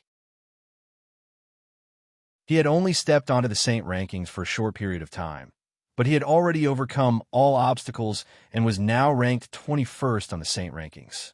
There seemed to be no one in the human clan who could improve at such a speed. In terms of speed of improvement, even Xianyuan Baijian, who was known as the first holy son of the human clan, was far inferior to Xiao Chun. While everyone was discussing Yin Yangzi and Xiao Chun, two figures suddenly appeared before Yin Yangzi and Xiao Chun. They were Xing Zhantian and Pu Menglian, the leader of the Haotian Alliance and the strongest of the younger generation. There was no need to mention Xing Zhantian and Yin Yangzi. The two of them had known each other for a long time. Xing Zhantian had already given Yin Yangzi enough face by personally welcoming him. Compared to Xing Zhantian and Yin Yangzi, Xiao Chun and Pu Menglian could be considered to know each other, but they weren't very familiar with each other. They had only met once during the Human Clan Hero Assembly. He was ranked 32nd on the Saint rankings. However, when Pu Menglian saw Xiao Chun again, she felt like everything had changed. This was because Xiao Chun had surpassed Pu Menglian in both ranking and strength. Furthermore, he had surpassed her by far. Looking at Xiao Chun in front of her, she found that his appearance had not changed much, but his aura had become more powerful. Pu Menglian broke the silence with a smile. "Xiao Chun, it's been a long time." "It doesn't seem to have been that long." Xiao Chun smiled when he heard Pu Menglian's words. Xiao Chun didn't have any special feelings for Pu Menglian. At most, she could be considered an ordinary friend. "Please add me to your collection. Please recommend me." Chapter 1469. This was the second time he had met Pu Menglian, but their statuses had completely changed this time. When they met last time at the gathering of the heroes of the human race, Xiao Chun was even weaker than Pu Menglian. Now, Xiao Chun had left Pu Menglian in the dust. Actually, with their relationship, there was not much to talk about. They chatted casually for a while before the teleportation formation lit up once more. The people from the Xianyuan clan had arrived. They were led by Xianyuan Wudi, and Xianyuan Baijian was among them as well. However, when Xiao Chun saw Xianyuan Baijian, Xianyuan Baijian naturally noticed Xiao Chun as well. Their gazes clashed in the air, and a sliver of killing intent surged out from each other's eyes. Pu Minglian could naturally sense Xiao Chun and Xianyuan Baijian's killing intent as she stood beside Xiao Chun. At the same time, she knew the enmity between the two of them very well. After all, Pu Minglian had been present at the gathering of the heroes of the human race. As a result, she knew what kind of situation Xiao Chun had been forced into by Xianyuan Baijian. It was basically possible to say that Xiao Chun had almost died. With such enmity between the two of them, nothing good would happen when they met. Fortunately, both of them were not fools. Now that the experts of the three great saint sects of the human clan were present, there would not be any good results if they fought now. Therefore, both Xiao Chun and Xianyuan Baijian gave up on the idea of fighting at the same time. They only glanced at each other for a moment before looking away. Fortunately, they did not fight as soon as they met. Pu Minglian secretly sighed in relief when she saw that. With Xuanyuan's arrival, the atmosphere became extremely tense. The three masters of the human race had gathered. The great sage and a number one figure of the younger generation from their respective sects were gathered together. It was very rare to see such a scene. All the experts in the surroundings could not help but become excited as well. This was the peak battle prowess of the human race in the Central World. They did not waste too much time talking, and this was not the place to talk. As a result, Xing Zhantian personally called Yin Yangzi and Xianyuan Wudi away after a few casual chats. As for Xiao Chun and Xianyuan Baijian, Pu Minglian personally received them. The others were received by the experts of the Clear Sky Alliance as well. Clear Sky City was divided into the inner and outer city, the great sages of the human race. However, there weren't many people who could truly enjoy such treatment. To put it bluntly, only the Yin Yang sect and the Xianyuan clan enjoyed it. Xianyuan Baijian. You were lucky last time. I wonder if the people of the Dragon Clan have the energy to deal with you this time. Xianyuan Baijian did not hide his killing intent at all. Clearly, he wanted to kill Xiao Chun as well. He planned to use the human race gathering as an opportunity to kill Xiao Chun to prevent future trouble. Xiao Chun smiled coldly when he heard that. I'll wait for you. Xianyuan Baijian wanted to kill him. Similarly, Xiao Chun wanted to kill Xianyuan Baijian as well. As a result, the two of them had the same idea. Pu Minglian felt helpless when she sensed the killing intent between Xiao Chun and Xianyuan Baijian. She wanted to stop them, but she was powerless. Be it Xianyuan Baijian or Xiao Chun, neither of them were people that Pu Minglian could stop. Pu Minglian was the weakest of the three first holy sons. She was inferior to both Xiao Chun and Xianyuan Baijian. Since she was powerless to stop them, Pu Minglian could only let nature take its course. Xianyuan Baijian smiled when he heard Xiao Chen's words. Do you think you can contend against me just because you defeated Yin Kanyo? Xiao Chun, I didn't think you'd still be so naive after so many years. We'll know who's naive if we try, Xiao Chun replied without backing down. There would definitely be a battle between the two of them, and it would be a battle of life and death. There was no doubt about that. While brimming with killing intent, the two of them arrived at their own residences under Pu Minglian's lead. Perhaps they had expected this, so the residences the Hao-Ian Alliance arranged for Xiao Chun and Xianyuan Baijian were not close to each other. They were even very far from each other. She first sent Xianyuan Baijian to his own residence, and then Pu Minglian brought Xiao Chun to his own residence. The specifications were the same, but the distance was very far. It could be said that they were in two different directions. She had specially arranged for Xiao Chun and Xianyuan Baijian's residences to be so far apart. When she brought Xiao Chun to his residence, Pu Minglian didn't seem to have any intention of leaving. Instead, she hesitantly said, Xiao Chun, you, and Xianyuan Baijian. Pu Minglian originally wanted to say that now that the War of the 100 Races had begun, and Xiao Chun and Xianyuan Baijian were both saints of the saint ranking of the human race, they were both outstanding talents among the younger generation of the human race. Under such circumstances, the two of them should not continue to fight to the death, because no matter who lost, it would be a loss to the human race. She wanted to persuade Xiao Chun to give up, but before Pu Munglian could finish, Xiao Chun interrupted her. You don't have to say anymore. Junior Sister Pu was also present at the Human Race Hero Assembly. Do you think it's possible for Xianyuan Baijian and I to reconcile? Or do you think that I, Xiao Chun, am so magnanimous?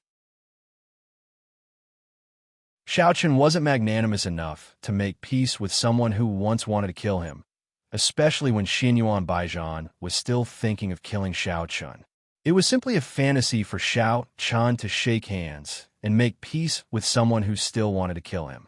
Hearing Xiao Chen's words, Pu Monglian originally wanted to say something, but she forcibly held herself back. Indeed, it was impossible for Xiao Chun and Xianyuan Baijian to stop fighting and make peace. The two of them were not good people. Although they were not vicious and merciless, they were absolutely decisive in killing. Since they already had the intention to kill each other, Xiao Chun and Xianyuan Baijian definitely wouldn't stop until they achieved their goal. It was basically impossible to persuade the two of them. After figuring this out, Pu Munglian didn't say anything else. She looked at Xiao Chun and forced a smile. In that case, I won't say anything else. Senior brother, you can stay here. If you need anything, you can contact me. After saying her piece, Pu Munglian bade farewell to Xiao Chun and quickly left. She wasn't going to participate in the matter between Xiao Chun and Xianyuan Baijian. The two of them were like gods fighting, and she couldn't stop them. Begging for your collection, begging for monthly votes, begging for recommendations.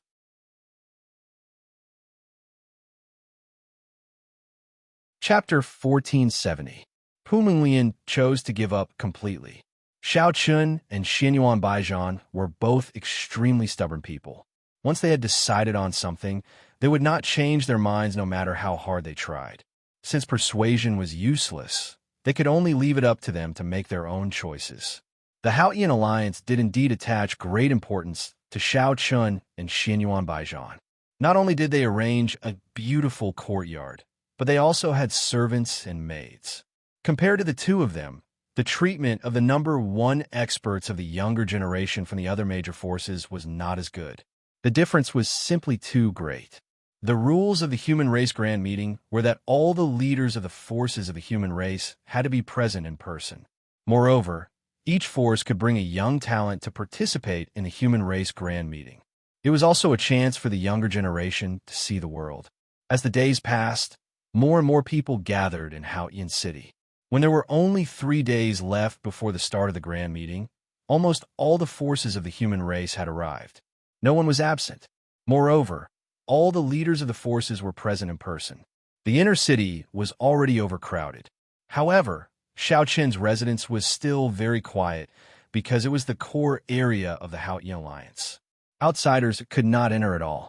Moreover, there were many residences of the Haotian Alliance's elders around Xiao Chen's residence. Therefore, there was absolutely no need to worry about safety. They quietly waited for the start of the human race grand meeting. During this period, both Xiao Chun and Xianyuan Baijian did not show any abnormalities. The two of them did not even take a step out of their courtyard. Xiao Chun did not waste these few days.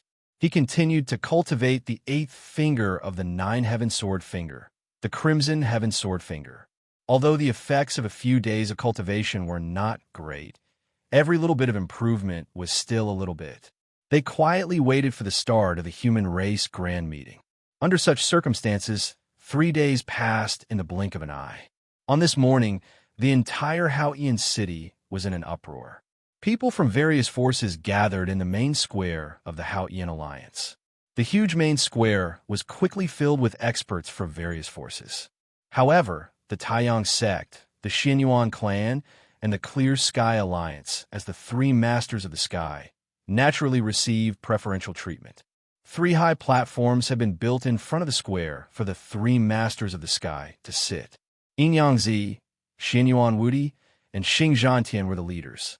However, when the 3 sky masters appeared, the various powerhouses present all quieted down.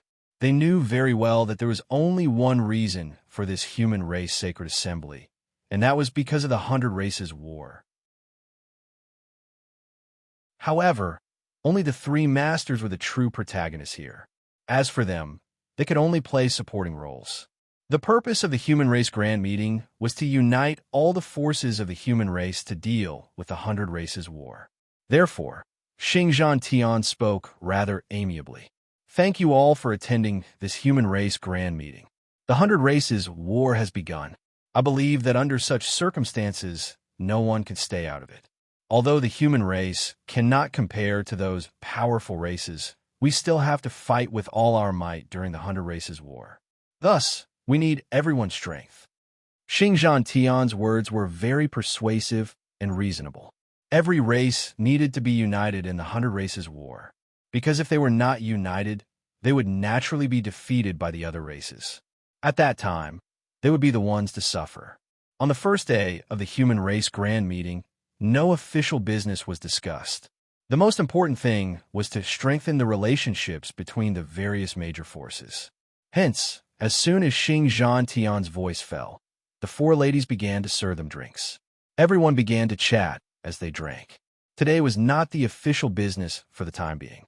After tomorrow, Xingzhan Tian, Yinyangzi, and Xinyuan Wudi would specially gather the sect masters and patriarchs of the various major forces.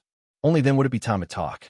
To put it bluntly, the first day of the human race grand meeting was just drinking and chatting. There was no substantive content. Accompanied by fine wine and delicacies, the atmosphere gradually eased.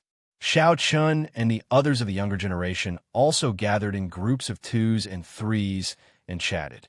After all, compared to the experts of the older generation, these young people prefer to hang out with their peers so that they could compete with each other. At the same time, they had more common topics to talk about. However, although many young prodigies were gathered in 2s and 3s, their gazes could not help but look back at Xiao Chun, Xinyuan Baijian, and Pu Monglian on the high platform. The experts of the older generation were led by Yin Yangzi and the other 2, while the younger generation was naturally led by Xiao Chun and the other 2. After all, Xiao Chun and the other 2 represented the highest combat strength of the human race's younger generation in the Central World. Many people wanted to find an opportunity to interact with Xiao Chun and the other 2, but unfortunately, there were not many such opportunities. That was because Xiao Chun and the other 2 had no intention of joining in the fun. They only calmly drank the fine wine in their cups. Xinyuan Baijian's gaze would glance at Xiao Chun from time to time. Every time he looked at Xiao Chun, a murderous glint would flash across his eyes. Xiao Chun had already noticed Xinyuan Baijian's little actions, but he had no intention of paying attention to them. A banquet could be said to be lively or boring. In any case, the banquet ended as the sun set in the west. The next day, when the sky had just brightened, Yin Yangzi and the other 2 invited the sect masters of the various major forces to gather in the Haotian Alliance's main hall to discuss the 100 Race War. This time, only the sect masters of the various major forces were present, so the number of people was much smaller. The younger generation like Xiao Chun and Xinyuan Baijian, as well as the other experts of the various major forces, were not qualified to participate in this regular meeting. All the sect masters of the human race were present. They could already represent the entire human race in the Central World. Today's gathering of so many sect leaders was the true significance of this human clan grand meeting. In the face of the 100 Race War, the various major forces of the human race had to be united in order to contend against the other races. The sect masters of the various major forces gathered in the Haotian Alliance's main hall. At the same time, Xiao Chun, who was in his residence, revealed a cold expression. Murderous intent surfaced in his eyes as he murmured softly, "It's time." At this very moment, Yin Yangzi, Xinyuan Wudi, and Xingzhan Tian could not leave. This was the best opportunity to resolve the grudge between them and Xinyuan Baijian. If they took action now, Xinyuan Wudi would not be able to free himself to interfere. Finally, this opportunity had arrived. Xiao Chun also headed directly to Xinyuan Baijian's residence. At the same time, Xinyuan Baijian's thoughts coincided with Xiao Chen's. At the same time, he was also rushing towards Xiao Chen's residence, begging for collection, begging for monthly votes, begging for recommendations.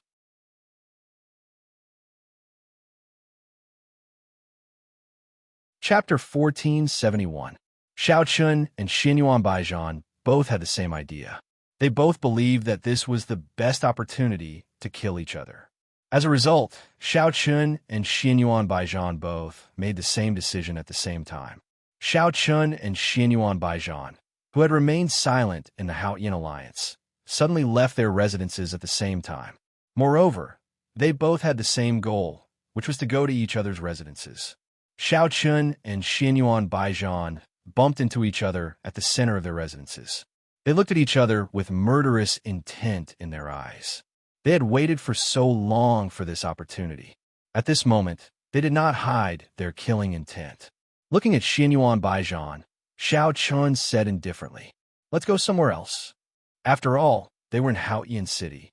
If they fought here, it was very likely that the experts of the Haoyan alliance would interfere. Xiao Chun and Xinyuan Baijian did not want that. Xinyuan Baijian did not refuse. He smiled coldly. Sure. With that, the two of them stepped out at the same time. The space before them was ripped open. Afterwards, the two of them directly disappeared into the void. Fighting in the void was the best choice. It would not affect others, nor would they be disturbed by others. Within the boundless void, Xiao Chun and Xinyuan Baijian stood opposite each other. From their eyes, they could clearly see the terrifying killing intent constantly condensing. To Xinyuan Baijian, he had wanted to kill Xiao Chun many years ago during the human tribe hero gathering. Unfortunately, he failed. Since then, not only did his killing intent not decrease at all, it even thickened with each passing day. This was because Xinyuan Baijian already felt threatened by Xiao Chun. Xiao Chun's rate of improvement was just too fast. Xinyuan Baijian could not imagine it. If Xiao Chun was given more time to grow, would he, Xinyuan Baijian, be trampled beneath Xiao Chun's feet? It was precisely because of this fear in his heart that Xinyuan Baijian was so eager to kill Xiao Chun. He did not want to give Xiao Chun any chance to grow. As for Xiao Chun, he simply wanted to kill Xinyuan Baijian for revenge. That year at the Human Tribe Hero Assembly, Xiao Chun hadn't forgotten about it. Therefore, Xinyuan Baijian had to die. The two of them had already made up their minds to kill each other. Killing intent surrounded the two of them. The dustless sword had already appeared in Xiao Chun's hand. At the same time, Xinyuan Baijian's fists emitted a platinum light. Both of their auras began to rise at this moment. Xinyuan Baijian's cultivation had also advanced to the small sage accomplished realm after he had received the Heavenly Dipper inheritance. However, Xinyuan Baijian had just entered the small sage accomplished realm. On the other hand, Xiao Chun had already reached the limit of the small sage accomplished realm. It could be said that he was half a small realm higher than Xinyuan Baijian. Xiao Chun's complexion did not change when he sensed his opponent's aura. However, Xinyuan Baijian's complexion had already turned gloomy. Sage accomplished realm. You have also broken through to Sage Accomplished Realm. Xiao Chun's cultivation had broken through to Sage Accomplished Realm. This was obviously something that Xinyuan Baijian had not expected. One must know that Xiao Chun's cultivation had not been as high as Xinyuan Baijian's before he had received the Heavenly Dipper inheritance. But now, Xiao Chun's cultivation had unexpectedly surpassed his own. Xinyuan Baijian had already fallen behind Xiao Chun in terms of cultivation. As a result, the situation of this battle was not very optimistic for Xinyuan Baijian. The difference between the two of them was only half a small realm. However, this small difference was enough to change the final outcome. Xinyuan Baijian was shocked. He even had the thought of retreating. His intuition told him that he could not defeat Xiao Chun. He had to escape as soon as possible. Xiao Chun sneered when he noticed the change in Xinyuan Baijian's complexion. Don't you think it's a little too late to retreat now? Xiao Chun did not give Xinyuan Baijian a chance to reply. He immediately slashed out and displayed the scorching sun sword technique. How could Xiao Chun give Xinyuan Baijian a chance to escape? Therefore, without any explanation, Xiao Chun directly attacked and entangled Xinyuan Baijian. A vicious glint flashed through Xinyuan Baijian's eyes in the face of Xiao Chun's sudden attack. He fiercely threw out a punch, and instantly used the ancient tyrant fist. The fist and sword collided, and then the two of them canceled each other out. The attack was unable to threaten Xinyuan Baijian. However, Shao Chun did not mind. As the first holy son of the human race and ranked 10th on the saint rankings, Xinyuan Baijian naturally could not be a good-for-nothing. It would be strange if he could be killed so easily. Xinyuan Baijian was indeed not a good-for-nothing. His current accomplishments were mostly due to his own efforts. His talent was great, and his battle prowess was heaven-defying. These were all Xinyuan Baijian's true abilities. After a head-on clash, Shao Chun took the initiative to move forward. His feet moved, and the insteps were used in an instant. His entire body appeared in front of Xinyuan Baijian as if he had teleported, and the Wuchen sword in his hand swept out. Xinyuan Baijian naturally did not dare to be careless in the face of Shao Chen's attack. After learning that Shao Chen's cultivation had broken through the limits of the perfection of the Divine Saint stage, Xinyuan Baijian no longer dared to underestimate Shao Chun. He threw out a punch and fiercely collided with the dustless sword. At the same time, his other fist also fiercely attacked Shao Chen's abdomen. Shao Chun had no intention of dodging. His tempered battle body erupted with full power. He clenched his right hand into a fist. Golden light continuously gathered as the two fists collided. In terms of fist techniques, Shao Chun was naturally not Xinyuan Baijian's opponent. After all, Xinyuan Baijian mainly cultivated fist techniques. Shao Chen's body trembled slightly. However, on the other side, Shao Chen's dustless sword directly broke through Xinyuan Baijian's defense and stabbed towards Xinyuan Baijian's heart. It was extremely dangerous. Facing Shao Chen's attack, Xinyuan Baijian tilted his body slightly and narrowly dodged Shao Chen's sword. In the void, Shao Chun and Xinyuan Baijian fought fiercely. Their attacks were extremely ruthless. They were completely aiming to kill each other. In the Clear Sky Alliance's main hall, the leaders of the various major forces were still completely unaware of the matter between Shao Chun and Xinyuan Baijian. At the moment, these important figures were discussing countermeasures to deal with the upcoming war of the 100 races. In the dark void, Shao Chun and Xinyuan Baijian fought fiercely. Terrifying shockwaves raged wildly. All sorts of martial techniques appeared in the void. That terrifying aura would probably make even a quasi-saint supreme venerate tremble in fear if they were present. Begging for collection, begging for monthly votes, begging for recommendations.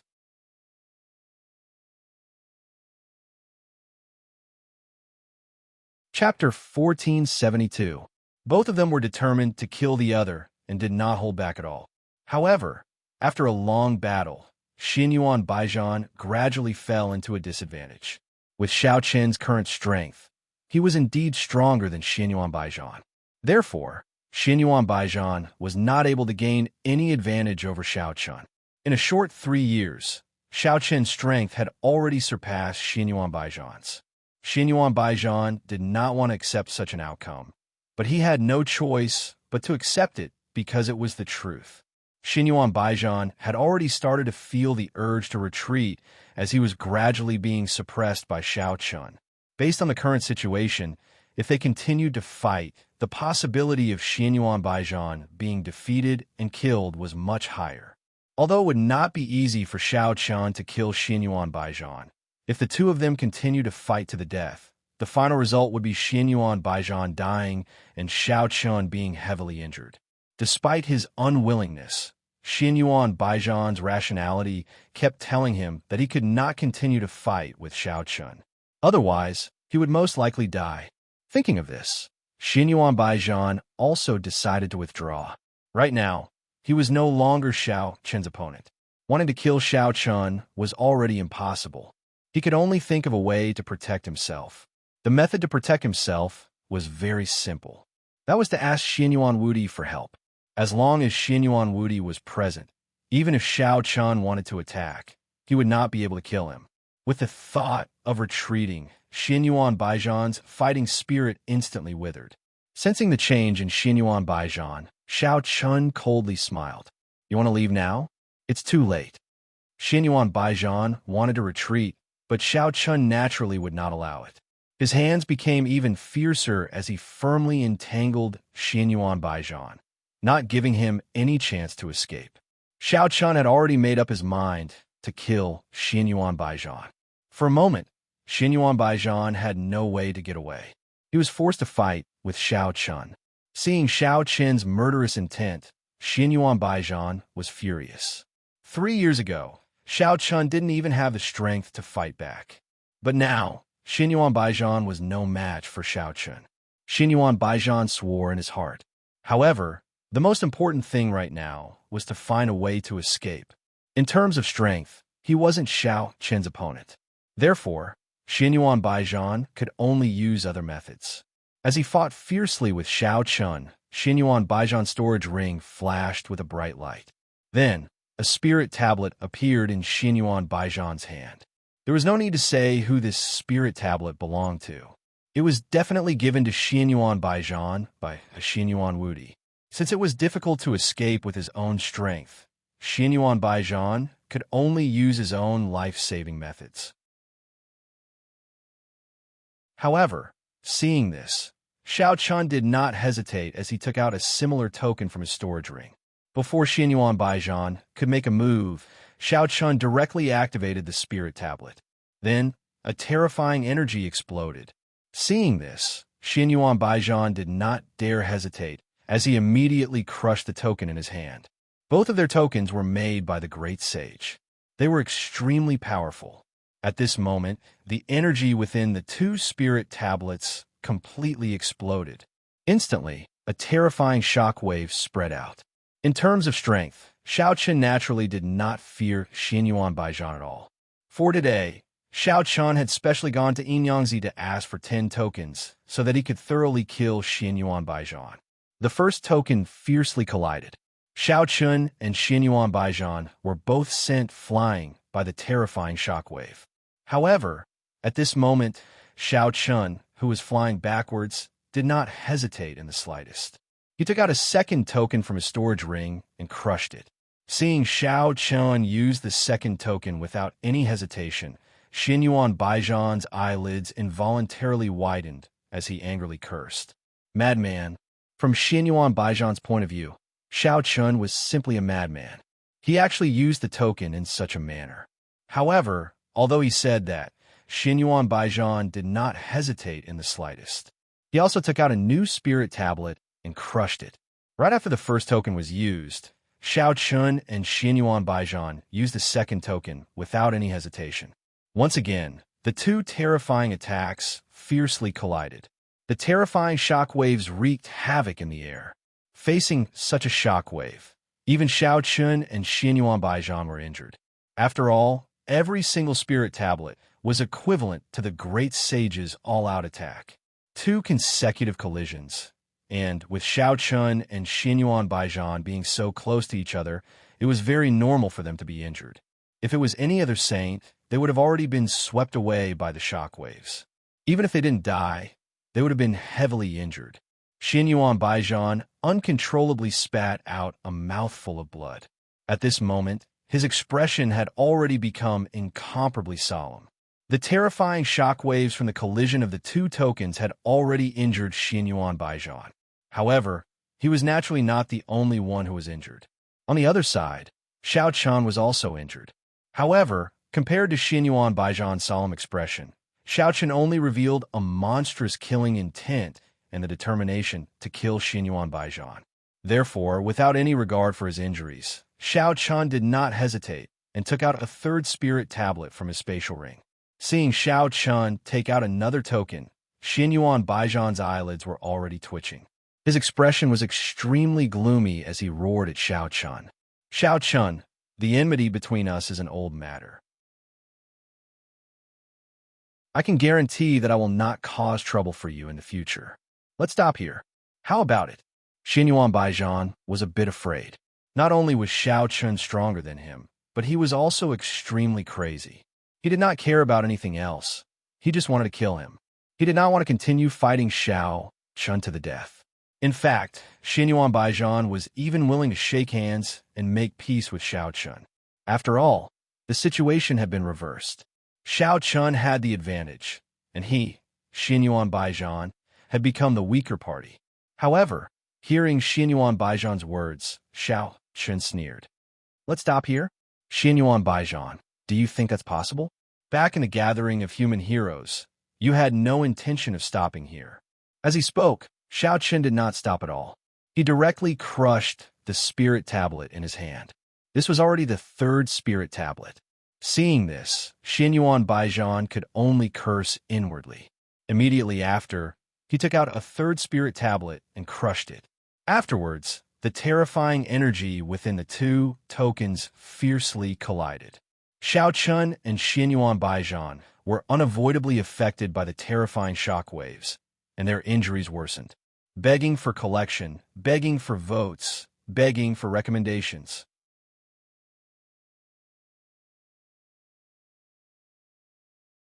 Chapter 1473. After 3 consecutive collisions, both Xiao Chun and Xin Yuan Baijian were shaken to the point their vital energy surged. However, Xiao Chun had no intention of stopping at all.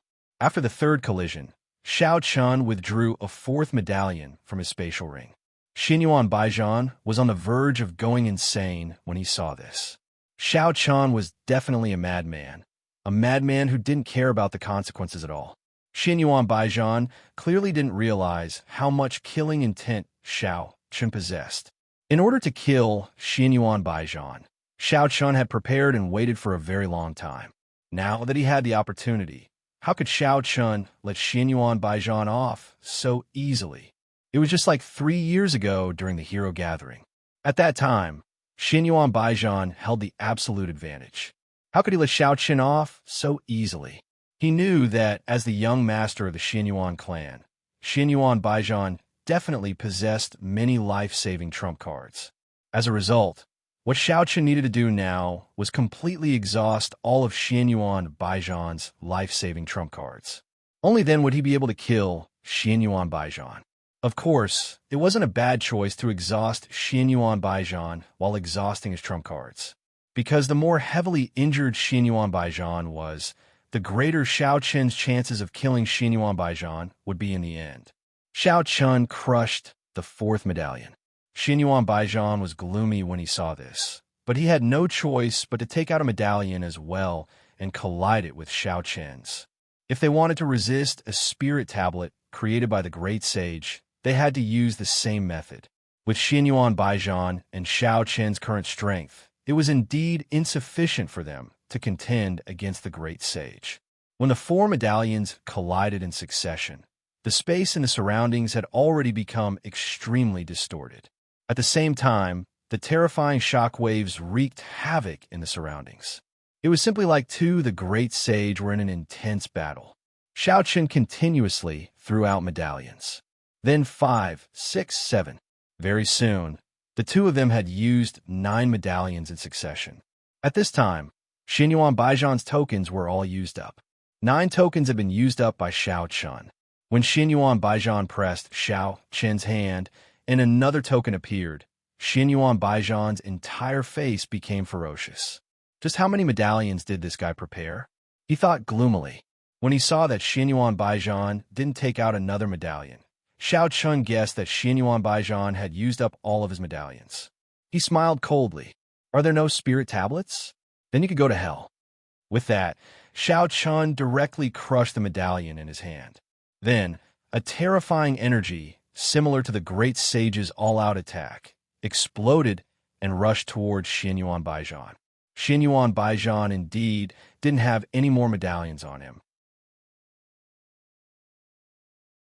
However, he still had other life-saving treasures. Seeing Xiao Chun directly attack him with a medallion, Xin Yuan Baijian's face sank. He coldly shouted, "Xiao Chun, if you want to kill me, stop daydreaming." As he spoke, Xin Yuan Baijian took out a palm-sized golden bell from his storage ring. This golden bell could be said to be Xin Yuan Baijian's most precious life-saving treasure. It was given to him by Xin Yuan Wudi when he was young. It was said that the Xianyuan clan had obtained it from an ancient ruin. It could withstand at least 3 attacks from the great sage. Over the years, Xianyuan Baijian had never been willing to use this golden bell. However, today, Xianyuan Baijian had no choice but to use this precious golden bell. He poured his spiritual energy into it. Then, the golden bell quickly expanded and enveloped Xianyuan Baijian's entire body. The medallion's attack fiercely bombarded the golden bell. Following a violent tremor, the golden bell didn't have the slightest abnormality. It blocked the medallion's attack. Xiao Qin's expression didn't change when the attack was blocked. He had already expected this. However, no matter how strong the golden bell was, how could it block the attack of a medallion? Xiao Qin had a total of 13 medallions. 10 of them were from Yin Yangzi. The other 3 were from Xiao Qin. One of them was a medallion made by the great sage of the Heavenly Palace. There were still 3 medallions. Xiao Qin didn't believe that 3 medallions couldn't break the golden bell. Before Xianyuan Baijian could breathe a sigh of relief, Xiao Qin directly took out the 11th medallion from his storage ring. Seeing this, Xianyuan Baijian was stunned. Where did this guy get so many medallions? Without any hesitation, Xiao Qin directly crushed the medallion in his hand. Terrifying energy exploded once again. Then, it fiercely bombarded the golden bell. Again, it blocked the second medallion's attack without any change. However, if one looked carefully, it wasn't difficult to see that at this time, small cracks had appeared on the golden bell's body. The 2 medallions attacked consecutively, but the golden bell was still as steady as Mount Tai. Just like that, Xiao Qin took out the 12th medallion. With a bang, the cracks on the golden bell's body could be seen. After withstanding the attacks of 3 medallions in a row, Xianyuan Baijian's heart tightened. The golden bell had reached its limit. He didn't know if Xiao Qin still had any medallions. In his heart, he prayed that Xiao Qin didn't have any medallions. However, Xianyuan Baijian's prayer didn't seem to have any effect. With a flash of his storage ring, the last medallion was already in Xiao Qin's hand. Let's see how hard this turtle shell of yours is. With a cold snort, Xiao Qin directly crushed the last medallion. Then, a terrifying attack fiercely collided with the golden bell. Then, the sound of glass shattering could be heard from the golden bell. It successfully blocked the attack of Xiao Qin's last medallion, but the golden bell also shattered. With the price of 4 medallions, Xianyuan Baijian's golden bell was shattered. Following the shattering of the golden bell, Xianyuan Baijian's face was as gloomy as ash. Even the golden bell couldn't block Xiao Qin. Xianyuan Baijian was about to go crazy. However, at this time, Xiao Qin was already attacking with his sword. What other trump card do you have now? Prepare to die. Without giving Xianyuan Baijian any time to breathe, Xiao Qin's figure instantly appeared in front of Xianyuan Baijian and directly slashed with his sword. Seeing this, although Xianyuan Baijian was unwilling, he could only continue to fight with Xiao Qin. The more he fought, the more sullen he felt. Because of the existence of the tempered battle body, Xiao Qin's injuries were clearly much better than Xianyuan Baijian's. His strength was originally inferior to Xiao Qin's, and under this situation, Xianyuan Baijian found it even more difficult to continue fighting against Xiao Qin. Request collection, request monthly votes, request recommendation.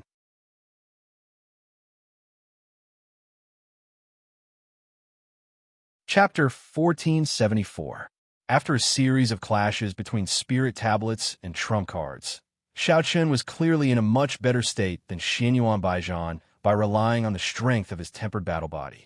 The gap between them had widened once more. As a result, Xianyuan Baijian was even less of a match for Xiao Qin. The Scorching Sun sword technique, the Absolute Yin footwork technique, the Crimson Firmament sword finger, the Moist sword finger. One after another, Xiao Qin unleashed an endless number of killer moves. Facing Xiao Qin's repeated killer moves, Xianyuan Baijian bitterly held on as he swallowed healing pills and used talismans. Xianyuan Baijian wanted to use talismans to buy time and give himself a chance to escape. However, since Xianyuan Baijian had talismans, Xiao Qin naturally had one as well. As the two of them fought fiercely, all sorts of talismans were thrown out. The talismans collided with each other. Every talisman was at the pinnacle of the saint level. Terrifying shockwaves spread out in the void. It was clearly unrealistic to use talismans to delay Shao Chun. Xianyuan Baijian was the young master of the Xianyuan clan, and Shao Chun was the first holy son of the heavenly Yin-Yang sect. In terms of foundation, Shao Chun wasn't much inferior to Xianyuan Baijian. Every single talisman could be said to be a priceless saint-tier talisman. However, at this moment, they were like scrap paper in the hands of Xianyuan Baijian and Shao Chun. They could casually throw out dozens of them. At this moment, Xianyuan Baijian clearly didn't care about the value of these talismans. Right now, even his own life was in danger, let alone how valuable these talismans were. No matter how valuable they were, if he lost his life, it would be useless. However, while Xianyuan Baijian didn't care, Shao Chun cared even less. In Shao Chun's opinion, these talismans were merely worldly possessions. If he used them, so be it. He didn't feel any heartache at all. It could be said that he couldn't do anything to Shao Chun. Xianyuan Baijian knew very well that if this continued, he probably wouldn't even have the strength to run when the time came. He had to think of a way to escape as soon as possible. With no other choice, Xianyuan Baijian could only speak again. This time, his tone was clearly much softer. Shao Chun, now is the time of the 100 Races War. You and I are both chosen on the saint ranking of the human race. Killing each other will only benefit the other races. How about this? Let's make peace. I will definitely give you an explanation for what happened before. I can even give by gene to you. How about that? In order to survive, Xianyuan Baijian was even willing to give up his woman. But thinking about it, in Xianyuan Baijian's heart, a woman was nothing. Although Xianyuan Baijian wanted to beg for mercy, it was already too late. Shao Chun ignored him completely. He slashed out with his sword, interrupting Xianyuan Baijian's words. He was so close to killing Xianyuan Baijian. Was it possible for Shao Chun to stop now? There was no mercy at all. Seeing that, Xianyuan Baijian could only attack again. However, Xianyuan Baijian, who was about to reach his limit, could only passively defend. Under the intense battle, Xianyuan Baijian steeled his heart. He didn't care about anything else. He had to escape first. Thinking of that, Xianyuan Baijian faced Shao Chun's attack. He paid the price of being heavily injured and successfully found a flaw in Shao Chun's defense. Then, he threw out a talisman that was dozens of meters long. The talisman instantly exploded and devoured Shao Chun. In order to hit Shao Chun, Xianyuan Baijian had paid a great price. His abdomen had been pierced by Shao Chun's sword. However, in exchange for that heavy injury, Xianyuan Baijian had indeed stalled Shao Chun for a moment. In merely a breath's time, Xianyuan Baijian didn't even think about it. He directly tore through space and fled towards Clear Sky City. As Xianyuan Baijian fled, Shao Chun also used dozens of talismans and successfully blocked Xianyuan Baijian's attack. However, because of that small difference of a second, Xianyuan Baijian finally found a chance to escape. Seeing that Xianyuan Baijian had already torn through space, Shao Chun didn't think much and immediately chased after him with his sword. Originally, no one knew about the battle in the sky. However, at this moment, a spatial crack appeared in the sky above Clear Sky Alliance's inner city. Then, the disciples of Clear Sky Alliance saw Xianyuan Baijian escape from the spatial crack, covered in blood and looking extremely miserable. They didn't understand what had happened at all, but Xianyuan Baijian didn't stop. He directly flew towards Clear Sky Alliance's main hall. At the same time, another spatial crack appeared in the sky in the blink of an eye. Then, Shao Chun chased after him with his sword in hand. Seeing Shao Chun, the disciples of Clear Sky Alliance came to their senses. Many of them were shocked. This is Shao Chun chasing after Xianyuan Baijian. It wasn't hard to tell from their actions that Shao Chun was chasing after Xianyuan Baijian, and Xianyuan Baijian had clearly been defeated. The first holy son of the human race had actually been defeated by Shao Chun. This simply shocked everyone. However, what was even more shocking was that Xianyuan Baijian, who was being chased by Xiao Chun, suddenly roared, "Ancestor, save me." He was directly asking Xinyuan Wudi for help from being chased by Xiao Chun. Because of the support of spiritual energy, Xinyuan Baijan's voice almost instantly spread throughout the inner city. Thinking about it, as the first holy son of the human race, Xinyuan Baijan actually didn't care about his own reputation and directly asked for help from his ancestor in public. It was obvious just how much he had been forced by Xiao Chun. His voice instantly spread.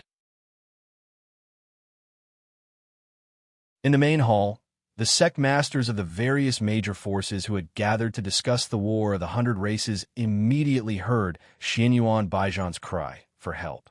Hearing this, Xinyuan Wudi, who was sitting on the main seat, immediately had a change in expression.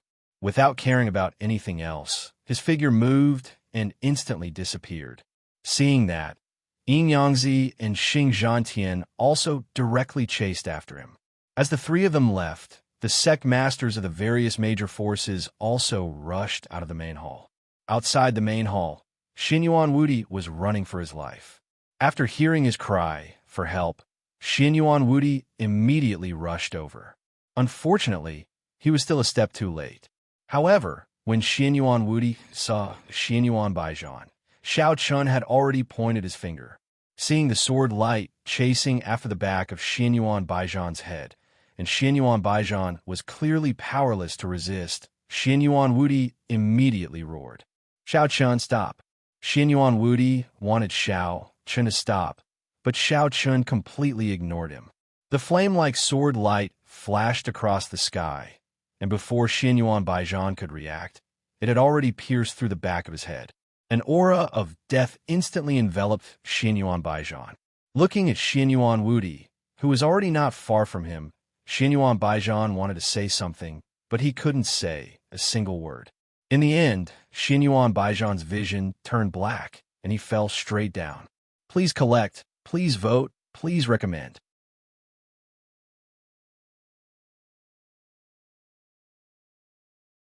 Chapter 1475. Ignoring Xinyuan Wudi's roar, Xiao Chun killed Xinyuan Baijan without any hesitation.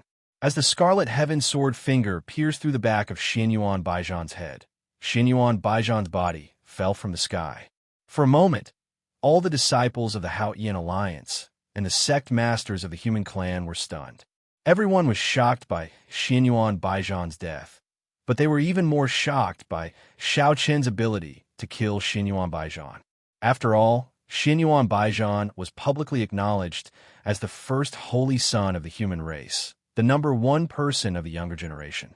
But now, he died at the hands of Xiao Chun. Even Pu Monglian, who was in the crowd, covered her mouth. Her eyes were filled with disbelief. Ignoring the shock of the surrounding people, Xiao Chen's situation wasn't too good. In order to kill Xinyuan Baijan, Xiao Chun didn't have it easy. The blood in his body surged, and Xiao Chun couldn't help but spit out a mouthful of blood. No one cared that Xiao Chun was also seriously injured, because this was normal. It would be strange if Xiao Chun could kill Xinyuan Baijan without any injuries. After all, even Long Yang, Tian Mushi, and the Divine Lord couldn't casually kill Xinyuan Baijan. So, it was reasonable for Xiao Chun to be seriously injured. The key was that Xinyuan Baijan was already dead, but Xiao Chun was still alive. This was the focus of everyone's attention. Silence. Everyone fell into silence. However, this silence didn't last long. It was quickly broken by an angry roar. After a short moment of astonishment, Xinyuan Wudi looked at Xiao Chun with eyes filled with killing intent. "Xiao Chun, are you looking to die?" With that, Xinyuan Wudi prepared to attack. Although Xiao Chen's face was pale, there was no fear in his eyes. He said in a deep voice, "Do you have the guts to attack?" He didn't fear Xinyuan Wudi at all. That's right, the current Xiao Chun wasn't Xinyuan Wudi's match. But the question was, would Xinyuan Wudi dare to attack? Xiao Chun was the holy son of the saint rankings. If Xinyuan Wudi dared to attack Xiao Chun, he wouldn't have a good ending. It was just a life for a life. Xinyuan Wudi was stunned when he heard Xiao Chen's words. And, at that moment, Yin Yangzi appeared in front of Xiao and protected Xiao. Xiao Chen's right. He could not let anything happen to Xiao Chen. However, at this moment, Yin Yangzi could not help but glance at Xiao Chen. To be honest, Yin Yangzi was also very surprised that Xiao Chen had really killed Xianyuan Baijian. Yin Yangzi wasn't the only one. Xing Zhantian, who came with Yin Yangzi and stood not far from Xiao Chen, also looked at Xiao Chen strangely. When Xianyuan Wudi saw Yin Yangzi, he vented his anger on Yin Yangzi's hands. His eyes were burning with anger as he spoke. Yin Yangzi, what is the meaning of this? You killed the young master of the Xianyuan clan. Yin Yangzi didn't care about Xianyuan Baijian's anger. He sneered. What do I mean? It's just a grudge between the younger generation. Brother Wudi, don't you know about this grudge? Back in Human Tribe Hero Assembly, Brother Wudi seemed to have made a move.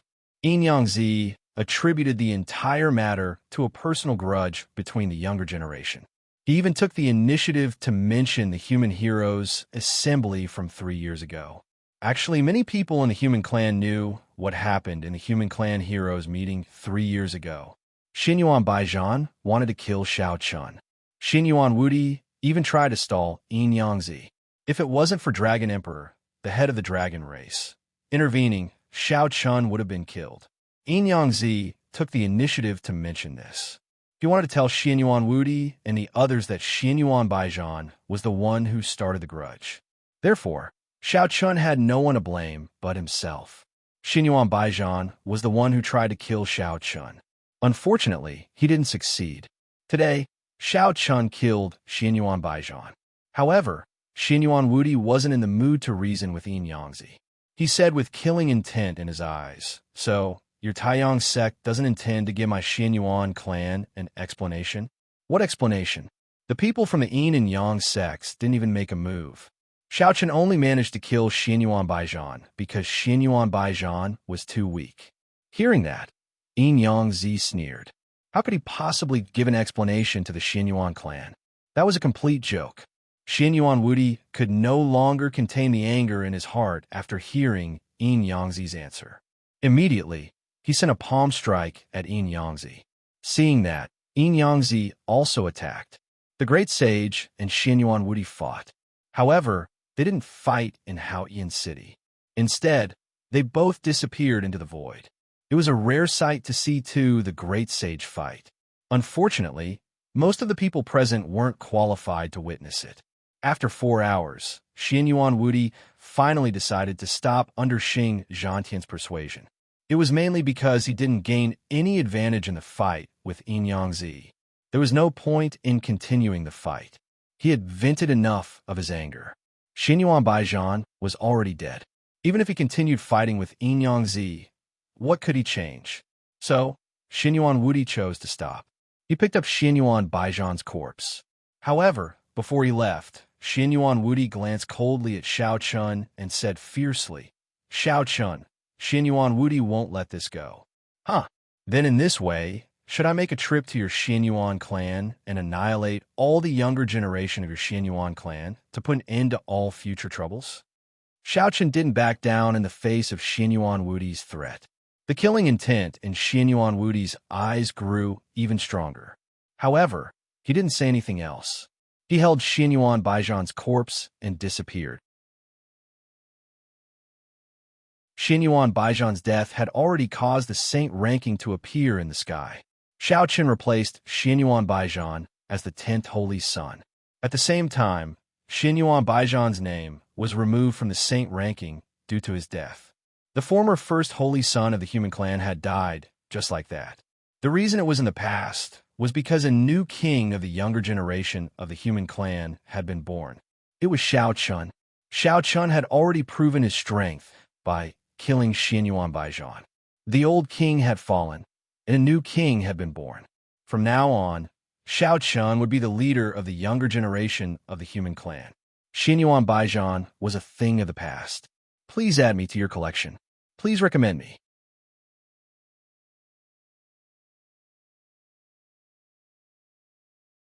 Chapter 1476.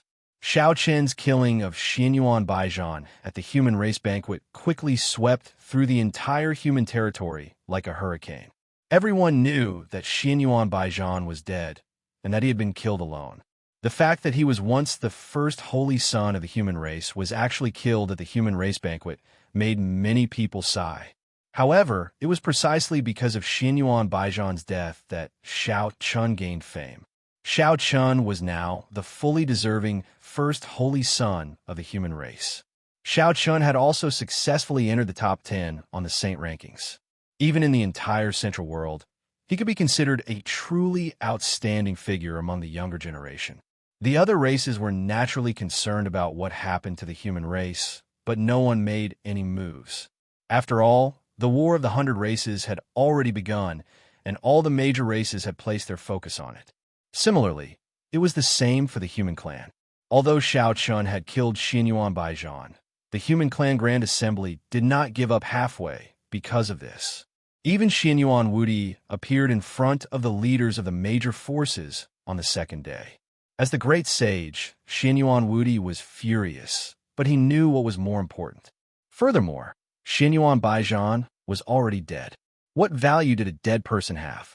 The human race banquet continued. After another day of discussion, the major powers of the human race finally reached a consensus to form a temporary alliance. The leaders of the alliance were Yin Yangzi, Xianyuan Wudi, and Xing Zhantian. During the War of the 100 Races, all the major powers of the human race had to obey orders.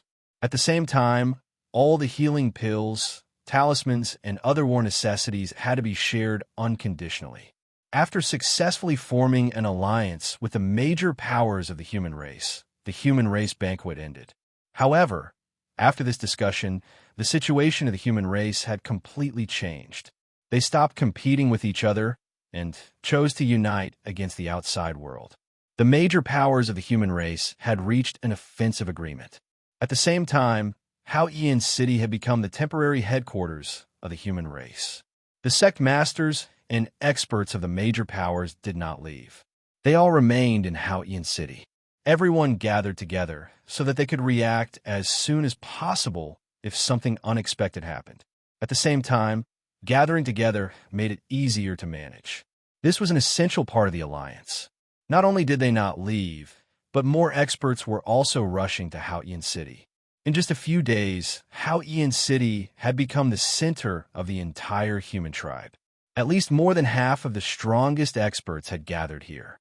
As the first saint of the human race, Xiao Chun naturally did not leave Clear Sky City.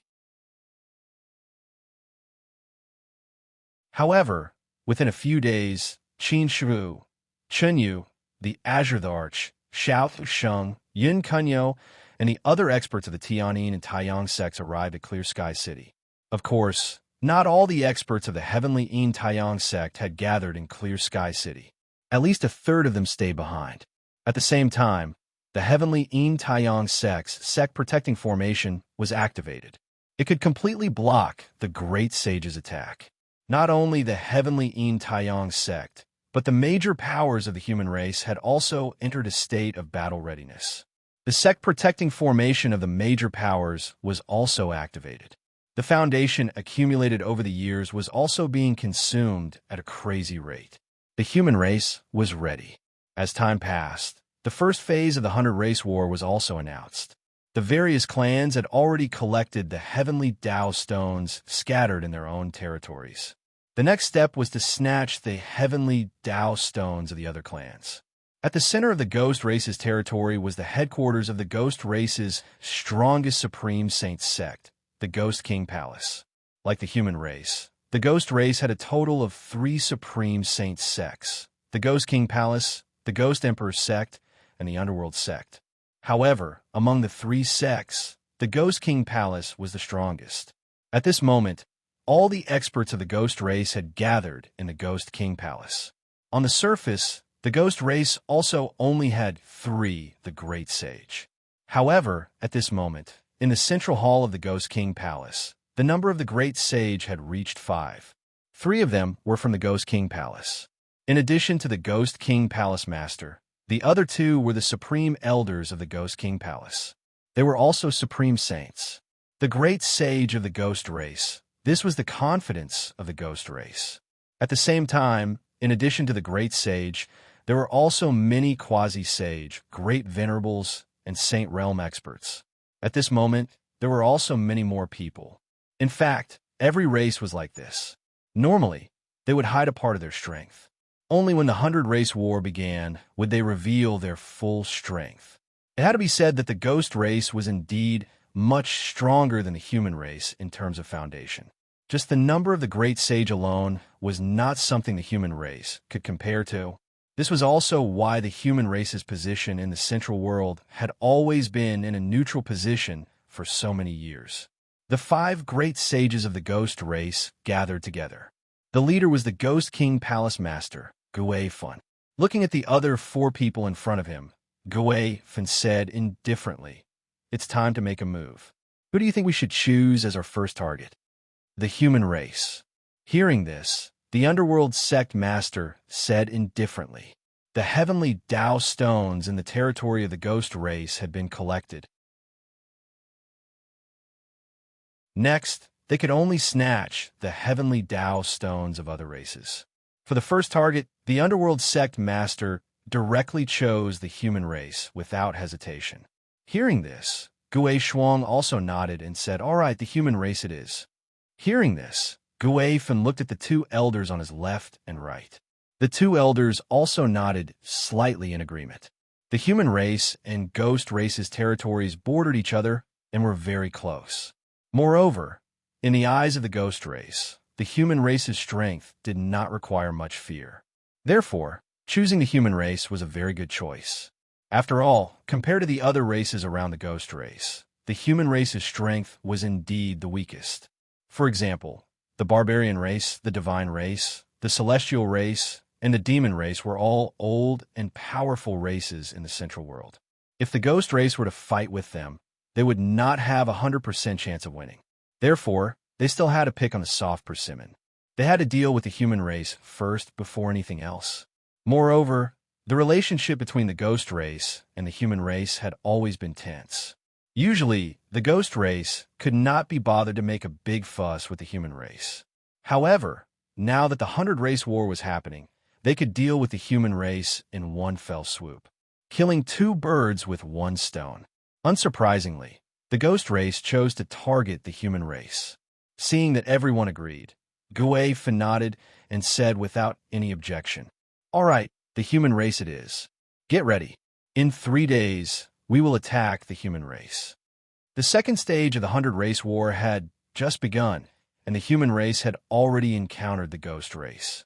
Judging from the difference in strength between the 2 sides, the human race could not possibly be a match for the ghost race. Please collect, vote, recommend.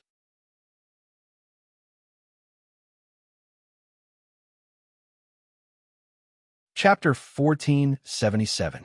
3 days passed in a flash. 3 days later, the ghost race began to launch a large-scale attack on the human race. The great sage led the army of the ghost race across the border between the 2 races and entered the territory of the human race.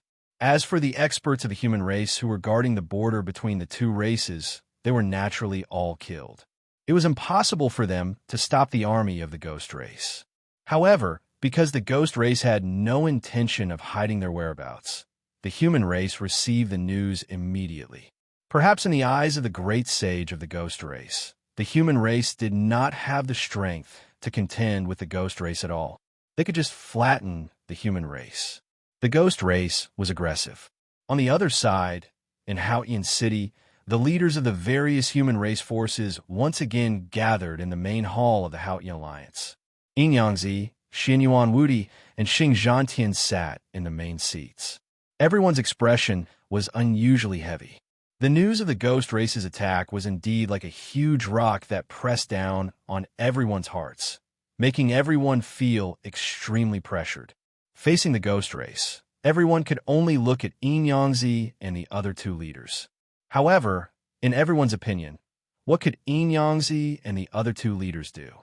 Although the 3 of them were also the great sage, there were indeed 5 the great sage on the ghost race's side. There was a difference in the number of great sages. The great sage's effect was not only limited to the difference of two the great sage. One should know that the effect of two great sages was comparable to that of hundreds of quasi-sage great sages, or even more. At the level of the great sage, one could no longer be measured simply by the number of people. One the great sage was enough to change the world, not to mention the difference between two the great sage. Moreover, apart from the great sage, the human race was far inferior to the ghost race when it came to cultivators at other levels. Even the chosen on the saint rankings were inferior to the ghost race. After all, the first chosen of a human race, Shao Chun, was ranked 10th on the saint rankings. On the other hand, the first chosen of the ghost race, Gu Yintian, was ranked 4th. The gap between them was obvious. Yin Yangzi and the other two looked at each other in the face of everyone's gazes. In fact, the three of them had already discussed this in private before. In the end, they came to the conclusion that Yin Yangzi could only ask the Dragon Clan for help. The Dragon Clan and the Heavenly Yin Sun sect were allies. If they could get the help of the Dragon Clan, they might be able to stop the Ghost Clan. After all, the Dragon Clan's strength was not to be underestimated. Although the Dragon Clan was only one of the three major clans among the Beast clans, the strength of the Dragon Clan had already surpassed many of the clans in the Central World. They might even be comparable to the Human Clan. Asking for help from a Dragon Clan was the best option right now. Otherwise, they could only surrender. However, with the relationship between the Human Clan and the Ghost Clan, even if the Human Clan chose to surrender, the outcome would not be very good. After looking at each other, Yin Yangzi and the other two nodded silently. They had already sent out the request for help, but they did not know how the Dragon Clan would respond. As such, after a moment of silence, Xing Zhantian could only speak. Everyone, don't you feel ashamed to be afraid before battle? The Ghost Clan is attacking. Our Human Clan is weaker than the Ghost Clan, but that doesn't mean we can't fight. Moreover, Yin Yangzi has already sent a message to the Dragon Clan. The experts of the Dragon Clan will arrive in a few days. They will definitely be able to defeat the Dragon Clan. Right now, everyone's battle intent was extremely low. There was nothing that could be done. Xing Zhantian could only speak a bit more boldly and give everyone a bit of hope. Upon hearing Xing Zhantian's words, all the sect leaders present were stunned. Then, the look in their eyes gradually changed. The alliance between the Taiyang sect and the Tianyin sect and the Dragon Clan was no secret. Back then, this matter had caused a great deal of commotion between the Human Clan and the Beast Clan. Now that Yin Yangzi had sent a request for help to the Dragon Clan, with their relationship as allies, the Dragon Clan would definitely not sit by and do nothing. As long as the Dragon Clan acted, the Human Clan would have a chance of defeating the Ghost Clan. At that moment, hope rose in the hearts of the sect masters. Having hope was the best, because only when there was hope would everyone fight. Otherwise, the human race would have already lost before the battle even started. Sensing the change in everyone's expression, Xing Zhantian secretly heaved a sigh of relief. After which, he continued to speak without batting an eyelid. All right, we will settle the matter of the Dragon Tribe. Now, let's go and prepare for the upcoming battle. After giving everyone hope, Xing Zhantian looked worriedly at Yin Yangzi after all the sect masters had left. Yin Yangzi, are you sure the Dragon Clan will help? I'm not 100% sure, but with Shao Chen's relationship with the Dragon Clan, it should be possible, Yin Yangzi said faintly. Knowing that the Dragon Clan had allied with the Taiyang sect because of Shao Chun and Long Qing, Xing Zhantian continued. In that case, wouldn't it be better to let Shao Chun make a trip to the Dragon Clan personally? Since Shao Chun had a good relationship with the Dragon Clan, letting Shao Chun make a trip to the Dragon Clan personally would obviously increase the chances of success. Unfortunately, Yin Yangzi shook his head helplessly. I'm afraid that won't work. Shao Chun went into seclusion yesterday. It's said that he's preparing to break through to the Great Perfection Sage Realm. Shao Chun went into seclusion? Hearing this, Xing Zhantian was stunned. Xinyuan Wudi, who was beside him, said snappily, is he in seclusion or is he afraid? When the Ghost Clan came, Shao Chun went into seclusion. I think he doesn't dare to face the first holy son of the Ghost Clan, Tian. Xian Yuan Wudi naturally didn't have a good impression of Shao Chun. At this time, he seized the opportunity to ridicule him. However, Inengzi didn't care about Xian Yuan Wudi's ridicule at all because Shao Chun was really in seclusion. When the Heavenly Dipper inheritance ended, Shao Chen's cultivation had already reached the limit of the Great Perfection Sage Realm. He was only half a step away from the Great Perfection Sage Realm. It had been several months since the end of the Heavenly Dipper inheritance.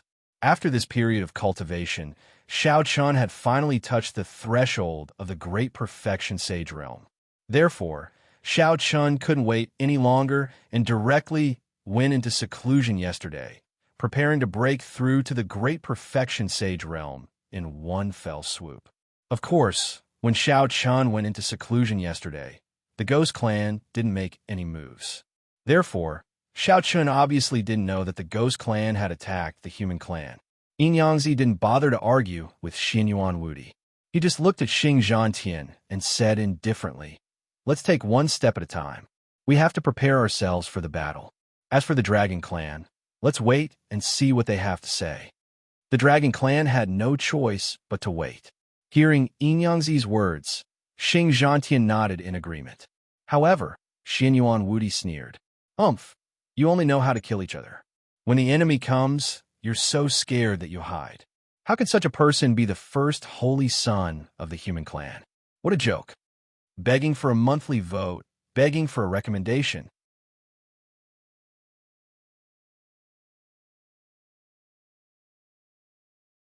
Chapter 1478. In the face of Xian Yuan Wudi's repeated provocations, Yin Yangzi's expression darkened. He replied coldly, "As the great sage, you are indeed the same as Xian Yuan Baijian. Your strength is lacking, but your mouth is top-notch." "What did you say?" Xian Yuan Wudi immediately shouted angrily. Seeing that the two were about to quarrel again, Xing Zhantian also tried to calm him down. In the past few days, the relationship between Xian Yuan Wudi and Yin Yangzi had been very tense. If it weren't for the 100 Races War, the two would probably have fought again. Shao Chen's killing of Xian Yuan Baijian was indeed a great blow to the Xian Yuan clan.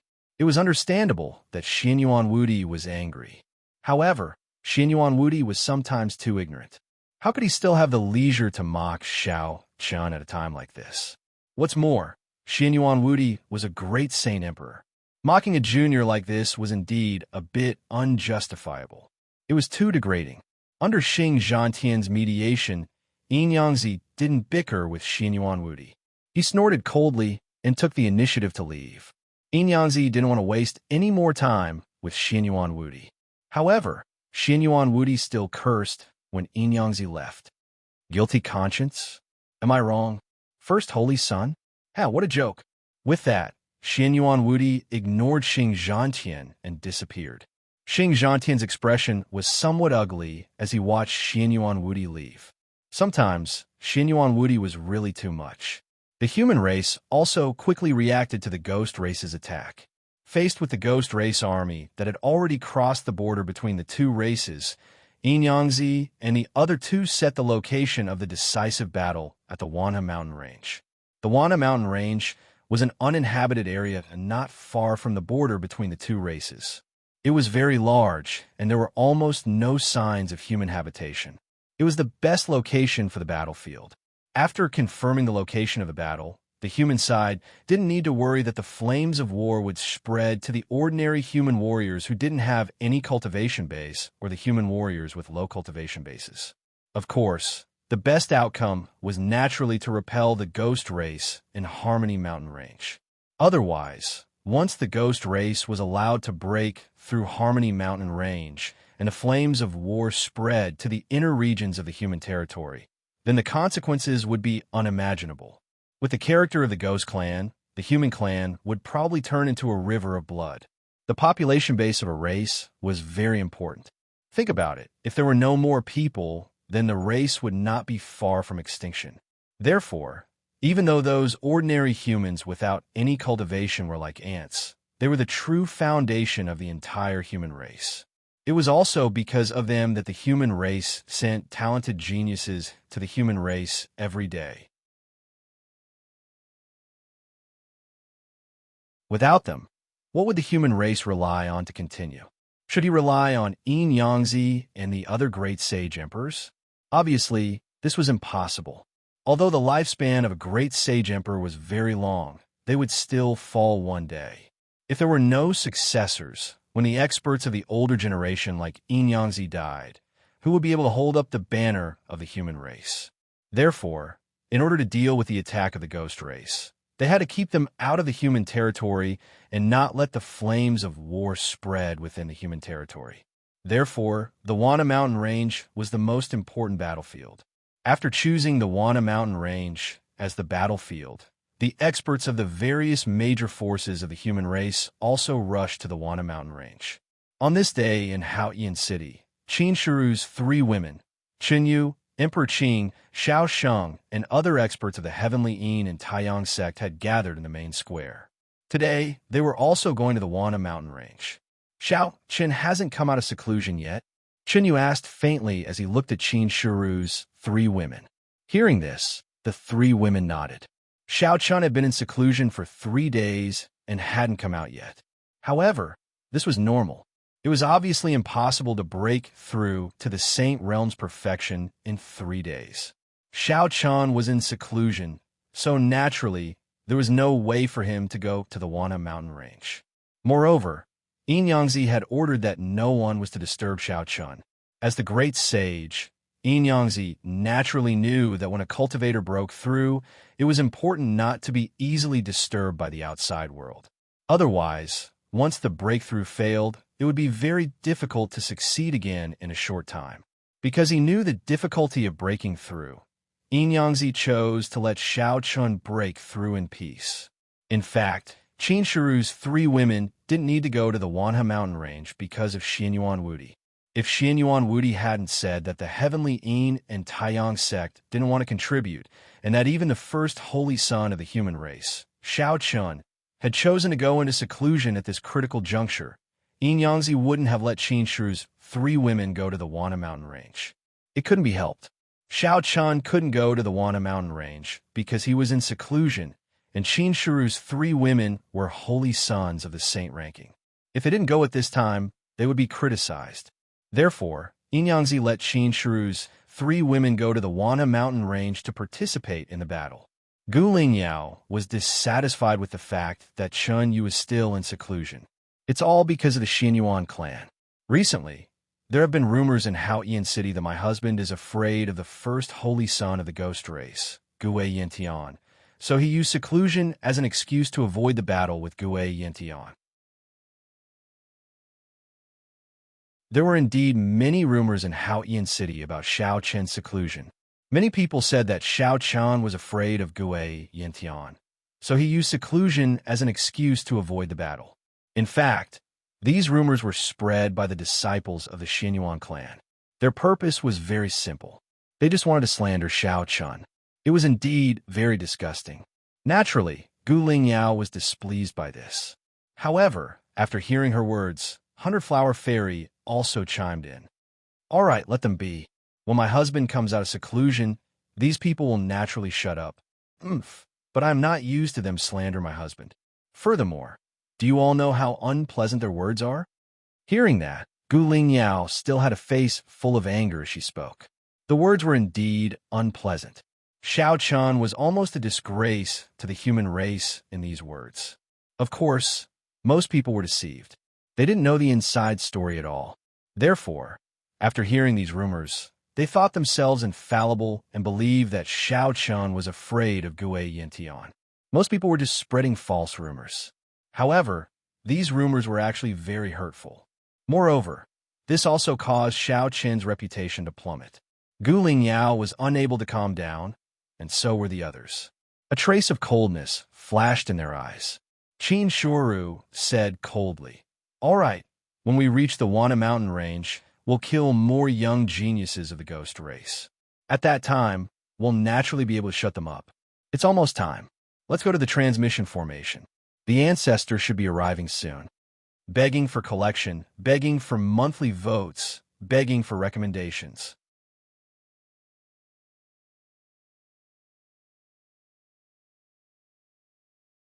Chapter 1479.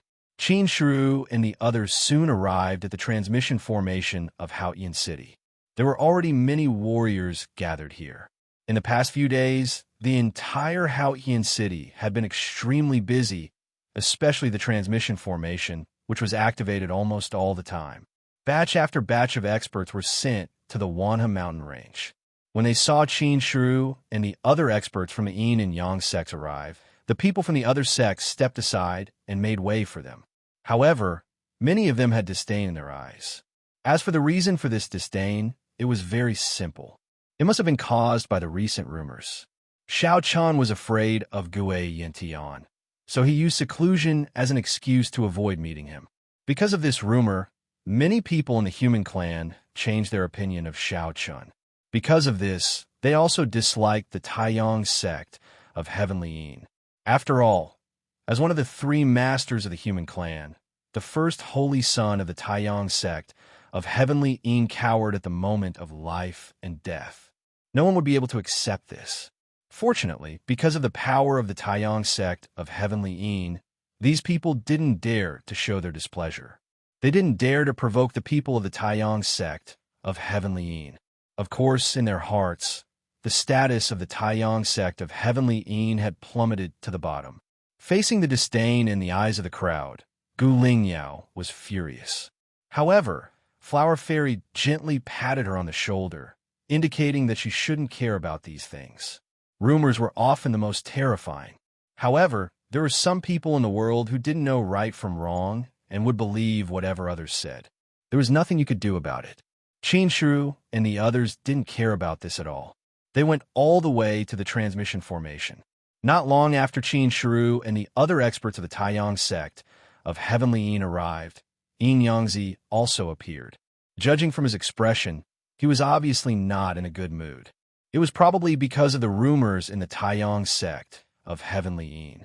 Without wasting any time, Yin Yangzi directly said, "Let's go." Then the experts of the Heavenly Yin and Taiyang sects hurried to the Thousand Harmony mountain range in batches through teleportation portals. In order to deal with the invasion of the ghost race, the human race had gone all out. For example, the Taiyang sect, the Clear Sky Alliance, and the Xinyuan clan, the three supreme saint sects of the human race, had sent out almost all of their experts. Quasi-saints, great exalts, saints, chosen saints on the hallowed rankings, Tao emperors, and Tao kings were all sent to Myriad Harmony mountain range. Only some old, weak, sick, and disabled disciples were left in the sect. While the human race was busy deploying their troops, the dragon race naturally received a message from Yin Yangzi. However, the current situation of the beast race was rather complicated. Due to the start of the 100 Race War, the three major races of the beast race had also joined forces. The Dragon Emperor originally intended to help Yin Yangzi, but after hearing the news, the Huang Yi race and the Qilin race raised objections. After all, the beast race also had to face attacks from other races in the 100 Race War, and this race was the God race that was no weaker than the beast race. The God race also showed signs of restlessness recently, so the beast race naturally had to be on guard. Faced with the opposition of the Huang Yi race and the Qilin race, the Dragon Emperor could not be stubborn. In the end, the three major races chose a compromise after a discussion. They agreed to let the Dragon Emperor lead a portion of the Dragon race's experts to assist the human race, but they could only send one, the Great Sage. As for the number of quasi-saints under him, there could not be more than 200, and the number of saints under him could not exceed 500. The total number of reinforcements could not exceed 10,000. Moreover, the first saint of the beast race, Long Yang, could not go to the human race because Long Yang had to stay behind to deal with the divine lords of the god race. This was the compromise that the three major races finally came to. Although the Dragon Emperor was unwilling to accept this, he had no other choice. It had to be said that the Dragon race's foundation was really strong. The Great Sage, the Dragon Emperor, was not the only one in the race. There were a total of 3. Moreover, the Chilean race and the Huang race each had 2 the Great Sage. In this way, the number of the Great Sage in the entire Beast race had reached 7, and they were even stronger than the Ghost race. The Beast race's foundation was very strong, especially the Dragon race, the Chilean race, and the Huang race. These were major races that had been left behind since ancient times. After so many years of development, it was not surprising that they had such a foundation. In the end, they could only choose to accept this result. Then, the Dragon race sent out a patriarch named Long Cunyon, who had the cultivation of the Great Sage to lead a team to assist the human race. Once the matter of the Dragon race was settled, the news also reached Enyangzi's side. After receiving the news of the Dragon race's recovery, Enyangzi was half happy and half worried. He was happy that the Dragon race had finally agreed to Enyangzi's request for help. However, he was worried that, due to the Dragon race's own reasons, they could not fully support the human race. In this way, the pressure on the human race was still very great. Originally, if the Dragon race could fully support the human race, then the alliance between the 2 races would definitely be able to defeat the Ghost race. Unfortunately, the Dragon race's situation did not allow them to send all of their experts to the human race. Therefore, they could only transfer a portion of their strength to support the human race. They did not have absolute confidence in winning. However, no matter what, the arrival of Long Cunyon and a group of experts from the Dragon race still helped to reduce the pressure on the human race. At the very least, the human race had hope of winning. Although the number of the Great Sage was still 1 less, the deterrent force of 1 the Great Sage was obviously far inferior to 2 the Great Sage. Furthermore, if they used some methods, they would be able to temporarily trap the Great Sage. After pondering for a moment, he discussed the matter with Xing Zhantian and Xinyuan Wudi. According to Enyangzi's plan, they planned to catch the Ghost race off guard and let Long Cunyon and the experts from the Dragon race not reveal themselves first. When the war began, they would be able to catch the Ghost race off guard. Xing Zhantian agreed with Enyangzi's idea and nodded his head to express his support. As for Xinyuan Wudi, he did not open his mouth to mock them this time. After all, this was a very important matter, and Xinyuan Wudi naturally would not be foolish at this time. Both of them agreed with Enyangzi's suggestion. After that, Enyangzi replied to Long Cunyon and asked him to lead the experts from the Dragon race and not to rendezvous with the human race. Instead, they were to hide in the outskirts of the Wana mountain range. When the war began, Long Cunyon would then lead the experts from the Ghost race and attack them from both sides. Only then would they have a chance of winning. After sending the letter to Long Cunyon, Xing Zhantian said in a deep voice, "Although we have Long Cunyon's help, the Great Sage still lacks 1 expert from the Ghost race. Looks like we can only use our last resort. Begging for your collection, begging for monthly votes, begging for recommendations."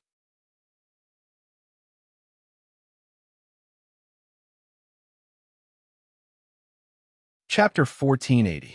The Dragon Clan had helped, but the problem was that the Human Clan was still short of the Great Sage.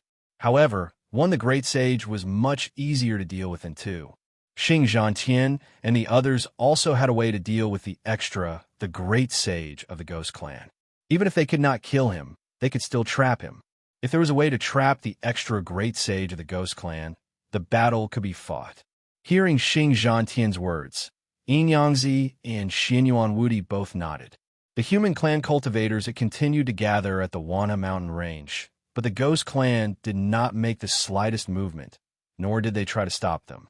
At this time, in the Ghost Clan's encampment, the Ghost King Hall Master, Gui Mu, and the other 4 great sages of the Ghost Clan were sitting together.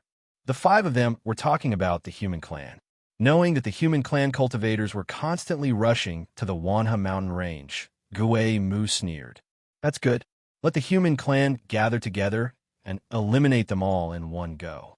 It'll save us a lot of trouble." The reason why Gui Mu did not order the Human Clan to stop was that he wanted to eliminate them all in one go. Rather than letting the Human Clan cultivators scatter, it was better to let them gather together. This way, They could directly cripple the human clan in one battle, which would save them a lot of trouble. Naturally, he knew that the human clan wanted to fight in the Wanha mountain range and block the ghost clan from entering the human clan's territory. However, this idea of the human clan was exactly what Guemu wanted. He also wanted to get things done once and for all. He wanted to defeat the human clan in one battle in the Wanha mountain range. This way, the following matters would be much simpler. Both sides had the same idea, so the ghost clan had no intention of stopping the human clan. They allowed the human clan to gather forces in the Wanha mountain range. Of course, the ghost clan did not know that the dragon clan had intervened. Otherwise, Guemu's idea would have changed. The experts of both clans gathered in the Wanha mountain range, and the atmosphere became more and more oppressive with each passing day. After 3 days of confrontation, the ghost clan finally made a move. During these 3 days, almost all the experts of the human clan had rushed to the Wanha mountain range. Among them, there were 3 the great sage, almost 300 quasi-saints, and almost 700 saints. As for the half-saints, Tao emperors, and Tao kings below them, there were countless experts. There were almost 1 million of them. However, this number couldn't be underestimated. After all, the weakest amongst all the human cultivators that were heading toward Harmony Mountain Range this time was at the Tao King realm. As for the cultivators below the Tao King realm, they didn't even have the qualifications to enter the battlefield. After all, Tao King realm cultivators would only be giving their lives away on such a battlefield, and they were utterly useless. Almost 1 million experts at the Tao King realm had gathered together, and this was the entire force of the human clan. Compared to the human clan, the ghost clan was obviously stronger. They had as many as 5 supreme saint emperors, 500 quasi-saint great venerables, and over 1,000 saints. Below them were even more half-saints, Tao emperors, and Tao kings. The entire ghost clan had more than 1 million people. In terms of absolute strength, the ghost clan was obviously stronger than the human clan, especially in the 3 levels of saints, quasi-saint great venerables, and great saint emperors. The ghost clan had an overwhelming advantage. The ghost clan possessed practically double the number of experts at the saint realm and above. It was precisely because they possessed such a huge advantage that the ghost clan didn't take the human clan seriously at all. After waiting for 3 days, the experts of the human clan had arrived at the Wanha mountain range. On this day, Guemu gave the order to attack. The experts of the 2 clans were stationed at 2 different sides of the Wanha mountain range. On this day, the experts of the ghost clan soared into the sky along with Guemu's order. Over 1 million experts of the ghost clan erupted with a terrifying aura at the same time. Black ghost chi instantly suffused the sky, and it seemed to form a black cloud that blotted out the sky as it spread towards the surroundings. The ghost clan had attacked. The ghost chi that blotted out the sky raged wildly, as if it was the end of the world. The human clan reacted at the same time as the ghost clan attacked. Numerous cultivators of the human clan soared into the sky as well. Inyangzi and the other 2 who led the group looked coldly at the ghost chi that was constantly spreading over from afar. Beneath the black ghost chi was a dense mass of ghost clan experts that stood proudly in the sky. Inyangzi and the other 2's faces were cold. Very soon, the black ghost chi blotted out the sky above the human clan experts. The sky immediately darkened, as if it had turned from day to night. The endless ghost chi enveloped the many human clan experts. At the same time, black-robed, pale-skinned, skinny ghost clan cultivators appeared one after another. Every single one of the ghost clan cultivators had a smile in their eyes when they appeared. They looked at the human clan as if they were looking at prey. He didn't like the looks in the eyes of these ghost clan cultivators. It was as if they were fish on the chopping block. It was as if the nearly 1 million human clan cultivators present were just ducks on the chopping block, waiting to be slaughtered. The ghost clan cultivators looked down on the human clan. It was as if in the next moment, the 1 million human clan cultivators would be pigs waiting to be slaughtered. Faced with the ghost clan's disdain, there were naturally quite a number of people from the human clan who were burning with rage. The human clan was indeed weak, but they were not so weak that they did not even have the ability to resist. The Ghost Clan's arrogance had indeed gone too far. More and more Ghost Clan cultivators appeared. Very soon, the sky before the human clan cultivators was filled with black-robed Ghost Clan cultivators. There were so many of them that they even surpassed the human clan cultivators. 5 spatial cracks slowly appeared in front of the Yangzi trio. Soon after, 5 figures slowly walked out from within them. There were over 1 million Gue clan practitioners who had appeared one after another. These 5 figures were the great sage of Ghost Clan, Gue Mu, and the other Ghost Clan cultivators. When the 5 great sages appeared, they looked at Yangzi, Xinyuan Wudi, and Xing Zhantian. Their leader, Gue Mu, sneered and said in a cold voice, Yangzi, Xinyuan Wudi, Xing Zhantian. Not bad. The 3 of you are here. How about it? Hand over the heavenly law stone, and I will spare your lives. How about it? Hand over the heavenly law stone. Yangzi did not hesitate to refuse. Are you dreaming? It was impossible for them to hand over the heavenly law stone. They did not believe Gue Mu's words. In fact, whether they handed over the heavenly law stone or not, the end result would be the same. Please add, please vote, please recommend.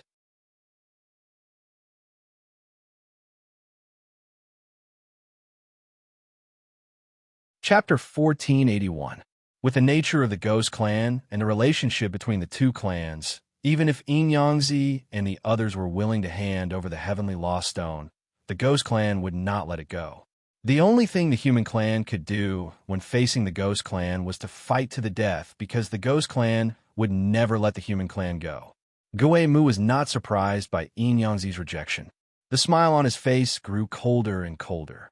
At the same time, an undisguised murderous intent flashed in his eyes. Then wait to be buried in the Wanha mountain range today. Naturally, there was no need for any words of attitude. During the 100 Clan War, there was almost no reason for the battles between the major clans. Yangzi and the others did not reply to Gue Mu's words. They did not even give Gue Mu time to react. Xing Zhantian's storage ring flashed with light. Then, a total of 108 talismans appeared in his hands. Those talismans were completely different from ordinary talismans. It was common knowledge that talismans were carved on talisman paper. However, the 108 talismans that Xing Zhantian had taken out were all carved on stone slabs. Furthermore, judging by Mo Yan's appearance, those talismans should have existed for many years. These talismans carved on stone slabs were naturally not ordinary items. They could be said to be one of the foundations of the Haotian Alliance. They were discovered by the Haotian Alliance in an ancient ruin a long time ago. These talismans were left behind from the ancient times. Each talisman was an existence that surpassed the saint level. When these 108 talismans were combined, they could form a formation called the Great Skylock Formation. This was a trapping array, but its grade had definitely surpassed the saint grade. Even a great saint or emperor master would not be able to break free from it in a short time. Without any hesitation, Xing Zhantian directly used the Great Skylock Formation. 108 talismans flew out instantly and formed a talisman formation, trapping one of the great sages of the Ghost Clan. There was no time for the Ghost Clan to react. Everything happened in an instant. However, when Xing Zhantian was done, Gue Mu regained his senses. He looked at Xing Zhantian with eyes full of murderous intent. Xing Zhantian, do you think you can change anything with a mere talisman formation? You're courting death. After he spoke, Gue Mu prepared to attack. However, at the same time, the Yangzi trio moved even faster.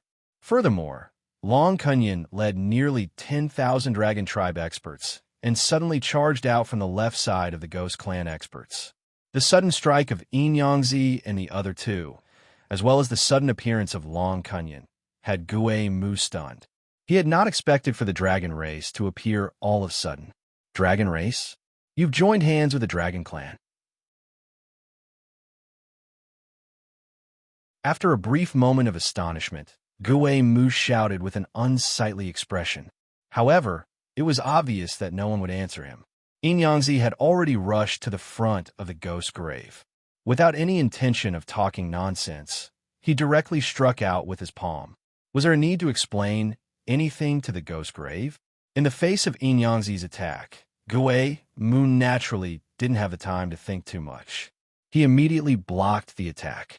Similar to Yangzi, Xinyuan Wudi and Xing Zhantian were also engaged in a fierce battle with Gui Shuang and the underworld sect master.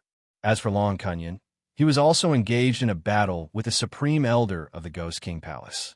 The 8 great saint emperors fought fiercely as their figures instantly disappeared into the void.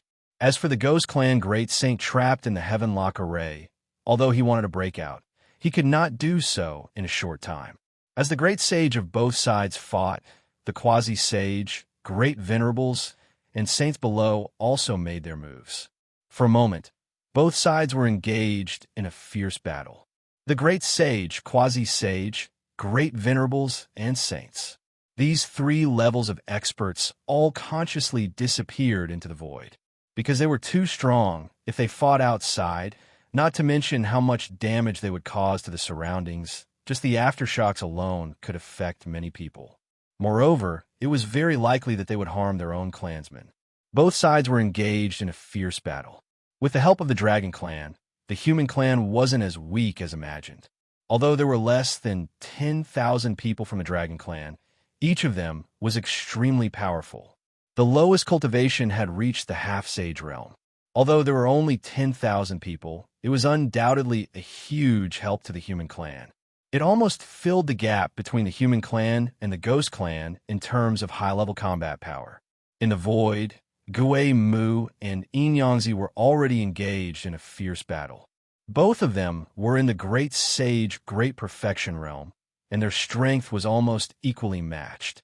In fact, there was a very strange phenomenon in the Central World. That was, almost all the Great Sage had reached the Great Perfection realm. Unlike Quasi-Sage and Saint realm, where there were Entry, Small Perfection, and Great Perfection realm, the Great Sage was almost all in the Great Perfection realm. In fact, this was also related to the particularity of the Great Sage. After all, it was not so easy to break through to the Great Sage realm. Everyone who could break through to the Great Sage realm might not be extremely talented, but they were definitely top-notch. Just like Yangzi and the others, almost all of them were among the 36 Heavenly Dipper saints on the Holy List in the past. With such cultivation, coupled with the fact that their lifespan was almost doubled after breaking through to the Great Sage realm, it was not strange for them to improve their cultivation all the way to the Great Sage Great Perfection realm. Moreover, the Central World was so big. The population of various races was almost incalculable. However, there were only a few the Great Sage, so it was normal for their cultivation to be in the Great Sage Great Perfection realm. Their combat power was almost the same. In the fierce battle, neither Yangzi nor Gui Mu had the upper hand. Black ghostly chi circled around Ghost Grave's people, and Ghost Grave looked at Yangzi and said coldly, "All right, looks like we've underestimated your human race. You've actually allied with the dragon race, but so what? Do you think you can win just because of this? At least now your Ghost Clan has no advantage. The outcome is already unpredictable, isn't it?" Hearing this, Yangzi was shrouded in a black and white aura. Behind Yangzi, this black and white aura formed a Tai Chi pattern. He said slowly with a calm expression, "Although the assistance of the Dragon Clan was not enough to directly determine the outcome, the advantage of the Ghost Clan was indeed gone. The Great Sage, Quasi-Sage, Great Venerable, and Saint realm. At this time, the human clan was no longer weaker than the Ghost Clan. As long as they were not at a disadvantage at the level of top experts, this battle was completely possible. However, after hearing Yangzi's words, Gui Mu laughed sharply. "Is that so? What about the younger generation? Who among the younger generation of your human clan can stop Gui Yintian and Gui Hao? If no one can stop them, I think the younger generation of your human clan will probably suffer heavy casualties. Begging for collection, begging for monthly votes, begging for recommendation.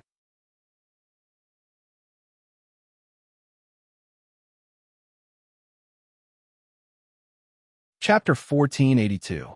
Gue Yin Tian and Gue Hao were the first and second holy princes of the ghost race. They were ranked 4th and 5th on the holy list, respectively. Their strength was indeed incomparably formidable. Their cultivation had probably already reached the sage small perfection level after they had received the heavenly Dipper inheritance. They had the cultivation of sage perfection realm. However, it would be a big mistake to treat them as ordinary sage realm experts. This was because their battle prowess was probably enough to contend against a quasi-sage great venerable.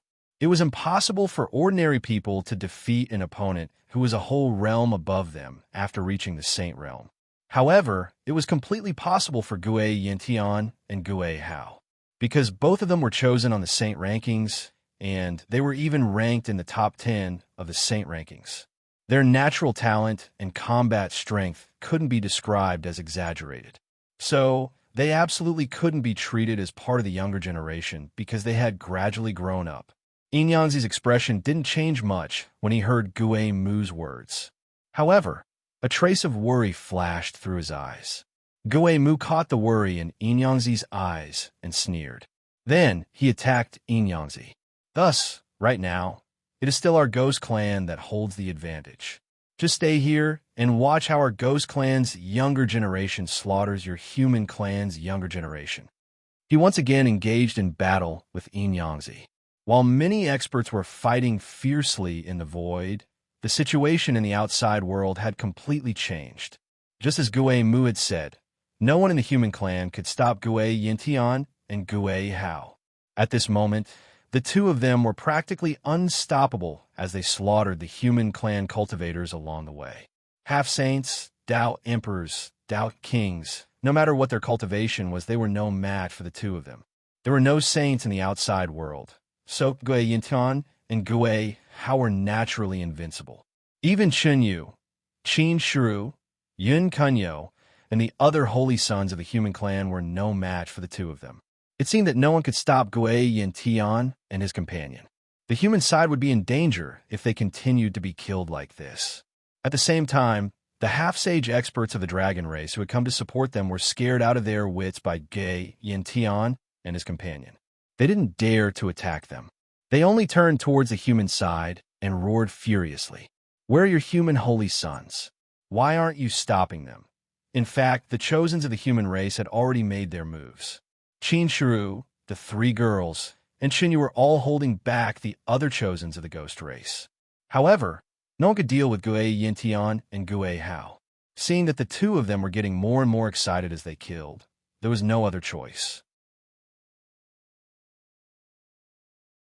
In the end, Yun Kunyo, Pu Menglian, Hua Wushuang, and Qin Yu joined forces and barely stopped Gue Hao.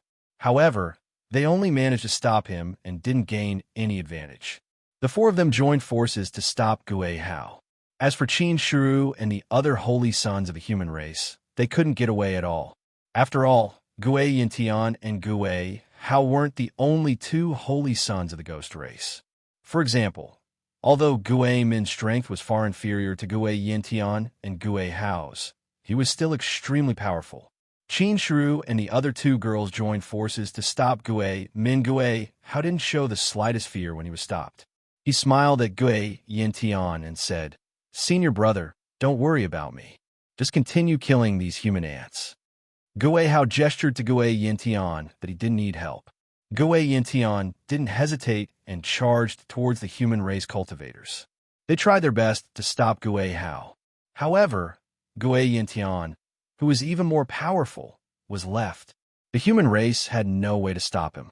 In the end, there was no other way. More than 100 semi-sage experts attacked together.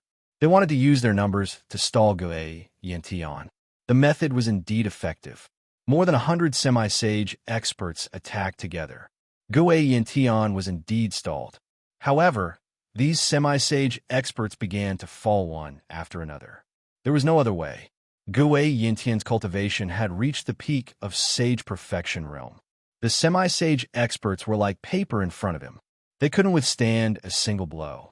They were using human lives to stall Gue Yintian. However, there was no other way. If they didn't do this, Gue Yintian would be even more undisciplined and out of control. Gue Yintian was such an existence. He was like a tiger in a flock of sheep. Wherever Gue Yintian rushed, someone would fall. He killed to his heart's content.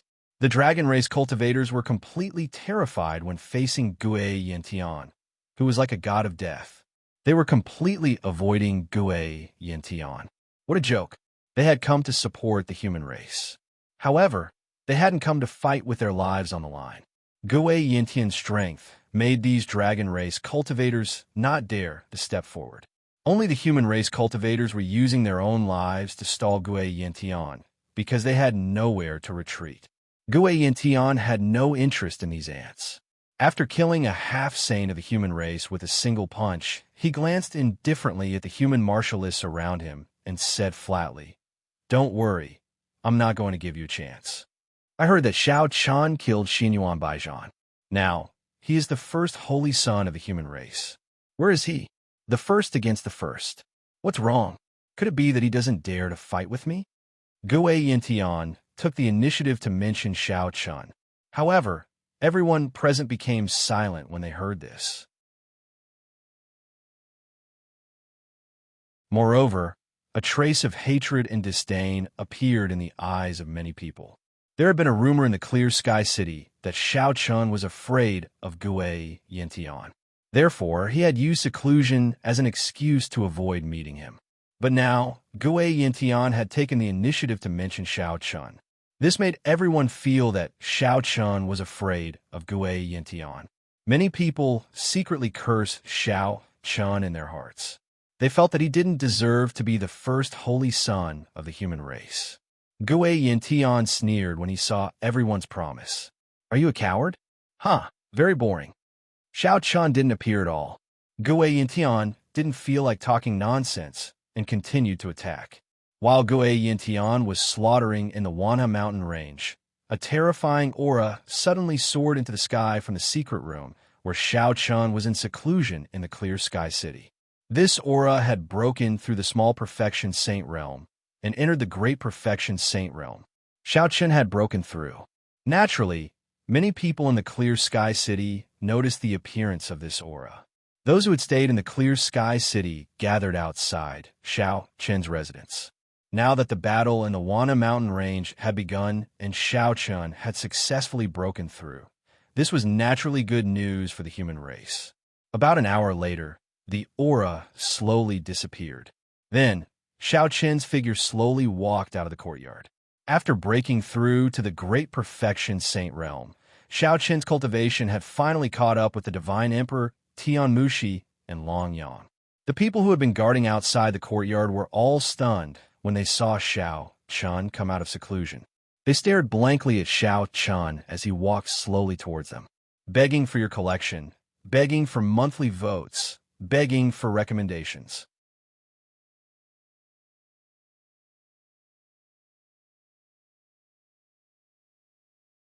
Chapter 1483. Because the experts of the human race had all gathered in the Myriad Harmony mountain range, those who remained in Clear Sky City were either old, weak, sick, or disciples who were not even Tao Kings. When he saw Shao Chun walk out of the courtyard, a half-sane old man who led the group took the initiative to bow. "Greetings, Chosen One." Shao Chun nodded slightly in response to the old man's greeting before asking curiously, "Where are the others?" Logically speaking, Shao Chun should have taken some time to stabilize his cultivation after making a breakthrough. However, after making the breakthrough, Shao Chun released his divine consciousness and found that Qin Shu and the other two girls had disappeared. Moreover, he could not feel any powerful aura in the entire Haotian city. There was not even a single aura of the Saint Realm. All the saints in Clear Sky City, as well as the quasi-saints, great sovereigns, and the great sage had disappeared. That was why Shao Chun had chosen to leave seclusion and see what was going on. The old man naturally did not hide anything from Shao Chun's question. He immediately told Shao Chun about the Myriad Harmony mountain range. He had heard that the ghost race had launched a large-scale attack, and that a war had broken out between the two races in the Myriad Harmony mountain range. Moreover, Qin Shu, the three women, Chen Yu, Yun Kunyo, and the other experts of the Yin and Yang sect had all hurried to the Myriad Harmony mountain range. He had never thought that something so major would happen while he was in seclusion. Xiao Chan said without any hesitation, "Open the teleportation formation. I want to head to the Myriad Harmony mountain range immediately." Xiao Chan was about to head to the Myriad Harmony mountain range. The old man was stunned when he heard that, but he immediately nodded in response.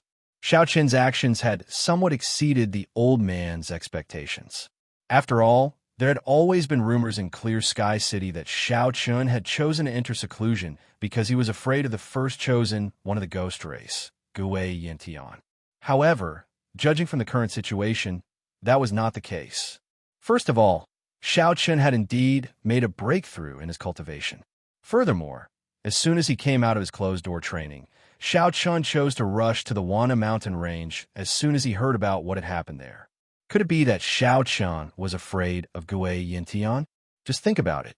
If the rumors were true, and Xiao Chun had chosen to enter seclusion because he was afraid of Gui Yintian, would Xiao Chun have chosen to leave seclusion at this time? Would he choose to rush to the Thousand Harmony mountain range without any hesitation after hearing about it? After meeting Xiao Chun in person, the old man scoffed at those rumors. As the first holy son of the human race, Xiao Chun had never been afraid of Gui Yintian. Unfortunately, some people with ulterior motives had made a fuss about this and vilified Xiao Chun. The old man hesitated. He didn't know if he should tell Xiao Chun about it. Seeing the old man's hesitant manner, Xiao Chun said flatly, "What's the matter? Do you have something to say?" The old man's expression clearly indicated that he had something to say. After hearing Xiao Chun's words, the old man gritted his teeth and told Xiao Chun about the rumors in Clear Sky City. In the old man's opinion, Xiao Chun had the right to know about it. Besides, the people who spread the rumors behind the scenes were really despicable. In the old man's opinion, Xiao Chun was obviously wronged. He thought that Xiao Chun would be furious after hearing the rumors. Even if he wasn't, he would definitely be displeased.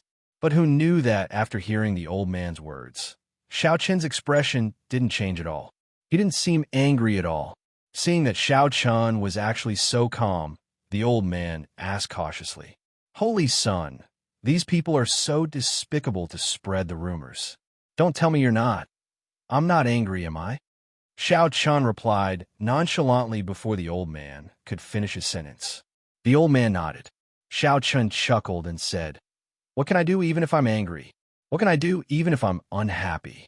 Besides, who can these rumors represent? Will I lose a piece of flesh because of these rumors?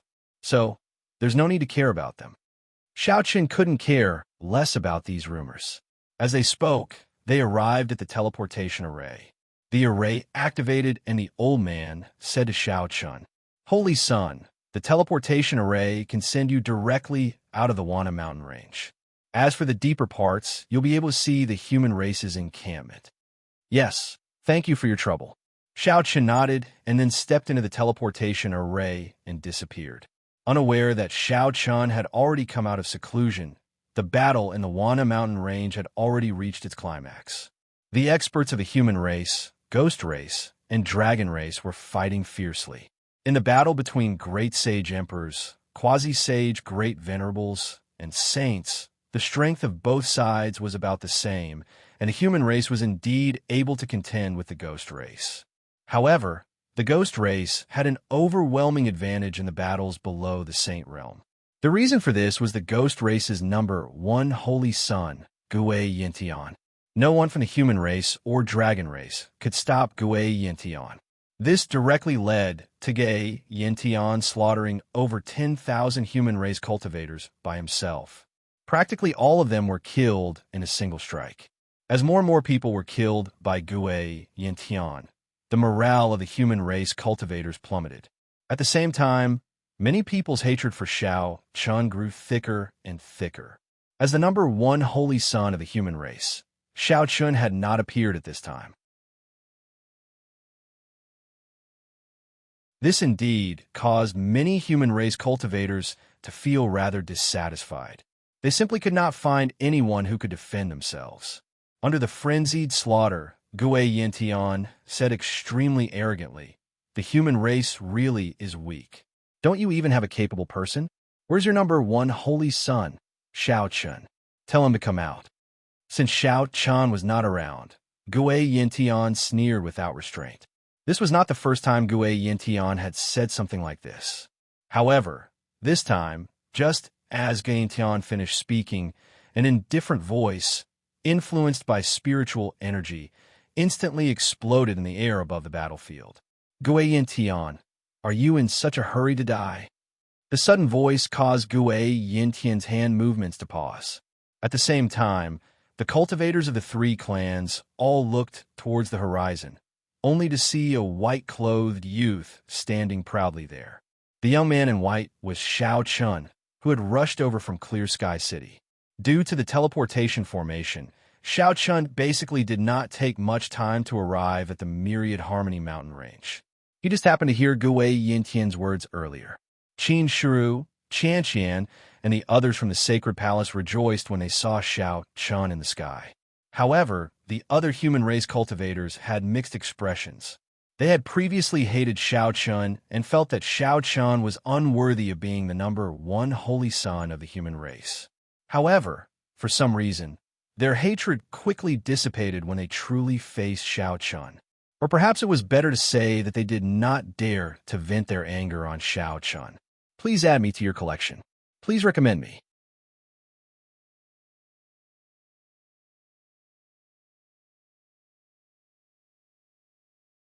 Chapter 1484. Everyone had different expressions as they looked at the white-clothed figure standing proudly in the sky. Even Gue Yintian, who was extremely arrogant earlier, was slightly taken aback at this moment. However, he quickly regained his senses. His figure rose into the air and quickly arrived in front of Shao Chun. The first holy son of the two races stood facing each other. Gue Yintian sneered as he looked at Shao Chun. "Shao Chun, what's wrong? You're not going to continue being a coward?" Shao Chun did not reply to Gue Yintian's words. Instead, he looked down at the battle below. He saw that the human side had indeed fallen into a complete disadvantage. Although Shao Chun had not seen what had just happened, he could guess from the corpses all over the ground that Gue Yintian had killed a lot of human martialists because no one in the human race could stop him. Before Shao Chun had arrived, Gue Yintian had indeed acted as if there was no one there, killing many human cultivators. Only after looking at the corpses below did Shao Chun turn his attention back to Gue Yintian. He said coldly, "You'll pay for the lives of the human cultivators with your life." Gue Yintian's wanton slaughter had caused Shao Chun's killing intent to soar. Shao Chun did not know many of these human cultivators. They had even cursed Shao Chun in their hearts before, feeling that Shao Chun was unworthy of being the first holy son of the human race. However, no matter what, they were Shao Chun's companions now that they were facing an alien race. They were all comrades who fought side by side. When facing an alien race, the racial relationship was the strongest. Because they were all from the same race, no matter what kind of grudges they had before, when facing an alien race, everyone would stand together. It was for no other reason than the fact that they had the same blood flowing in their bodies. Gue Yintian sneered when he heard Shao Chun's words and sensed the faint killing intent radiating from Shao Chun. "Who do you think you are? Long Yang? Tian Mushi? A divine lord? Do you have the ability to kill me?" Among the younger generation in the Central World, Gue Yintian was only afraid of Long Yang and the other two. As for Shao Chun, to be honest, Gue Yintian didn't take him seriously at all. However, an aura suddenly surged from Shao Chun's body after Gue Yintian spoke. The smile on Gue Yintian's face instantly vanished when he sensed this aura. His voice also came to a halt. He was like a duck that had been grabbed by the neck, unable to make a single sound. Gue Yintian was dumbstruck as he looked at Shao Chun. He hadn't expected that Shao Chun had already broken through to the sage accomplished realm. Dude, how is this possible? How did you break through to the sage perfection realm? As the holy son ranked fourth on the holy list, Gue Yintian's cultivation was only at the small perfection sage realm. On the other hand, Xiao Chun had already broken through to the great perfection sage realm. Gue Yintian wasn't the only one who was shocked. The complexions of the other people from the two clans also changed. The people from the human clan were wild with joy as they looked at Xiao Chun in the sky. On the other hand, the people from the ghost clan looked solemn. Guihao was fighting fiercely with Chun Yu's group of four. However, he didn't look as relaxed as before when he faced Xiao Chun. Xiao Chun had broken through to the sage, accomplished realm. How was this possible? His heart was filled with shock. However, Xiao Chun clearly didn't care about this. He calmly looked at Gue Yintian and said indifferently, "We'll know whether it's possible or not after we fight." After saying that, Xiao Chun moved his will. The dustless sword instantly appeared in his hand. Then, he slashed at Gue Yintian. Xiao Chun didn't give Gue Yintian any chance to retaliate.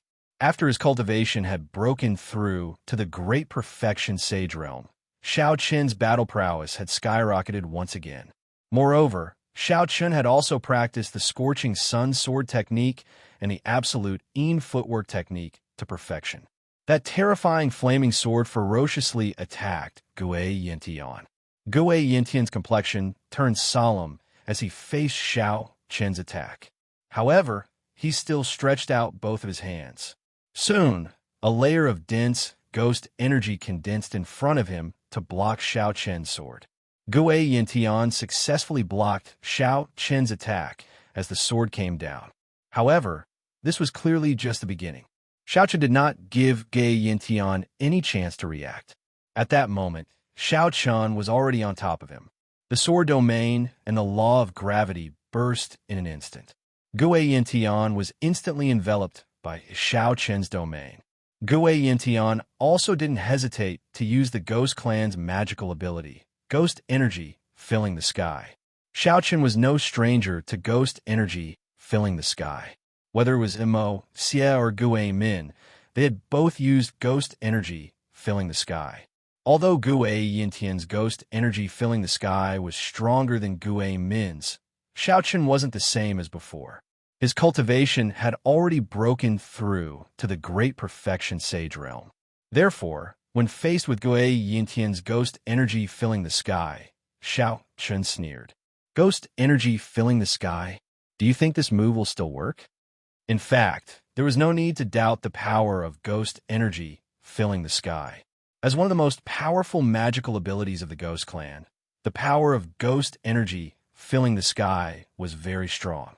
However, there was a gap between Xiao Chun and Gue Yintian's cultivation. Therefore, Gue Yintian's ghost energy filling the sky didn't have much effect on Xiao Chun. After saying that, Xiao Chun's flame law soared into the sky. His entire body was enveloped by scorching flames. The flame law was only a level 1 law. However, it wasn't weak in Xiao Chun's hands. Moreover, the flame law had a certain restraining effect on the Ghost Clan's ghost energy.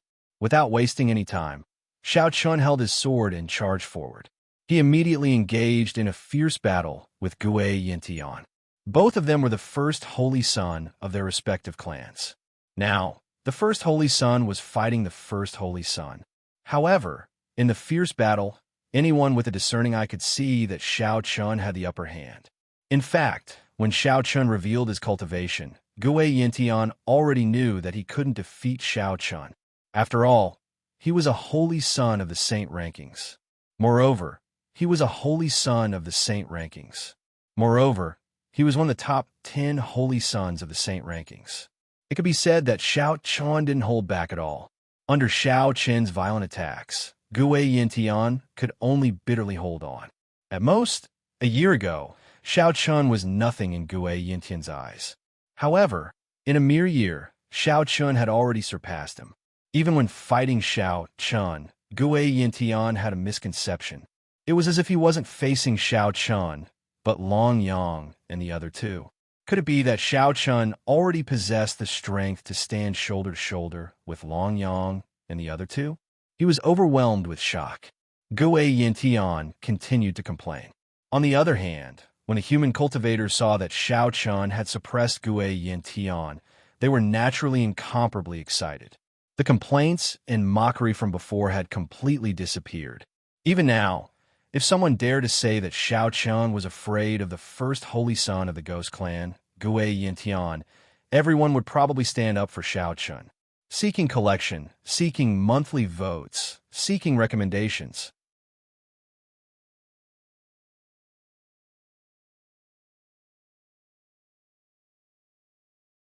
Chapter 1485. The appearance of Shao Chun and the combat prowess that he had displayed had greatly boosted the morale of the human side. The human warriors took the initiative to attack the Ghost Clan warriors, as they had been in a disadvantageous position before. Due to Shao Chun's appearance, the human side's morale had risen greatly. However, the Ghost Cultivator's morale had plummeted. Below, the two sides were still fighting in a chaotic battle. In the sky, Shao Chun and Gue Yintian were also locked in a fierce battle. Gue Yintian could be said to be holding nothing back against Shao Chun. He had also pushed the ghost Qi to its limits. Unfortunately, he was still unable to suppress Shao Chun. The difference in cultivation, the difference of a minor level, made Gue Yintian completely helpless before Shao Chun.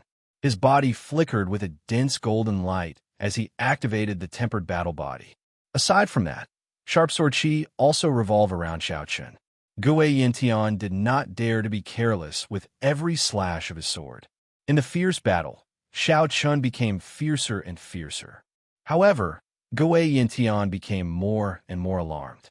On one hand, he was unwilling to believe that Shao Chun actually possessed such strength. On the other hand, reality kept waking him up. After experiencing the Heavenly Dipper inheritance, Gue Yintian had originally thought that he had improved greatly. Perhaps he had already closed the gap between him and Long Yang and the other two. However, who would have thought that not only would the gap not be closed, but on the contrary, he would be overtaken by Shao Chun instead? Shao Chun, who he had originally looked down on, had now beaten Gue Yintian into submission. This was indeed something that Gue Yintian had not expected. He was extremely depressed, but there was nothing he could do. Shao Chun kept pestering him. Gue Yintian had no choice but to fight back. With the terror of the tempered battle body, Shao Chun did not care about trading injuries with Gue Yintian. The more Gue Yintian fought, the more aggrieved he felt. However, at this moment, Shao Chun's sword slashed down. He instantly executed the Scorching Sun Sword Art. The Scorching Sun Sword Art formed by the Law of Fire fiercely attacked Gue Yintian. Gue Yintian immediately chose to block this attack. However, just as Gue Yintian was about to block the Scorching Sun Sword technique, Shao Chun pointed out with his finger. The Scarlet Heaven Sword finger erupted at this moment. The fiery red sword tip streaked across the sky like a bolt of lightning. Although Gue Yintian immediately put up a defense, it was quickly broken through by the Scarlet Heaven Sword finger. The sword tip directly hit Gue Yintian. Han Sun had successfully injured Gue Yintian, but he had not been able to heavily injure him. After Red Cloud Finger struck Gue Yintian's body, it seemed to have been blocked by something. It did not pierce through Gue Yintian's body. All it did was leave behind a bloody hole. Shao Chun was not surprised that he had not been able to heavily injure Gue Yintian with a single attack. After all, Gue Yintian was a chosen ranked 4th on the Saint rankings. If he could be heavily injured so easily, then Gue Yintian would not be worthy of his reputation. Gue Yintian was clearly much stronger than Xinyuan Baijian, so this result was acceptable. However, Shao Chun did not stop because of this. He did not stop attacking, and the dustless sword slashed down once again. He did not give Gue Yintian any chance to rest at all. The fierce battle continued. Faced with Shao Chun's storm-like attacks, Gue Yintian's situation became worse and worse. Shao Chun had the tempered battle body. His physical strength was above Gue Yintian's. At the same time, Shao Chun's cultivation was a minor realm higher than Gue Yintian's, so the amount of spiritual energy within his body clearly surpassed Gue Yintian's. As time went on, Gue Yintian found it harder and harder to hold on. Many wounds had already appeared on his body, and blood constantly flowed out from them. On the other hand, Xiaoqun had not changed much despite having experienced a great battle. His aura was still extremely powerful.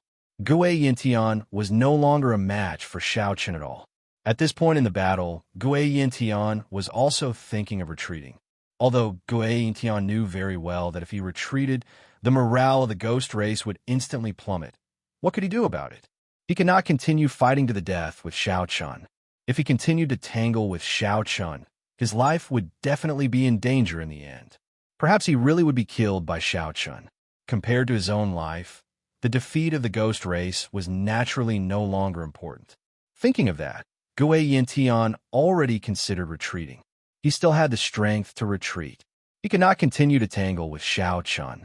Looking at Xiaoqun with eyes filled with hatred, Gue Yintian said coldly, "Xiaoqun, I will remember today's matter." With that, not only did the surrounding ghost qi gather towards Gue Yintian, but the ghost qi around Xiaoqun also slowly dissipated. Boundless ghost qi converged towards the ghost flame sky.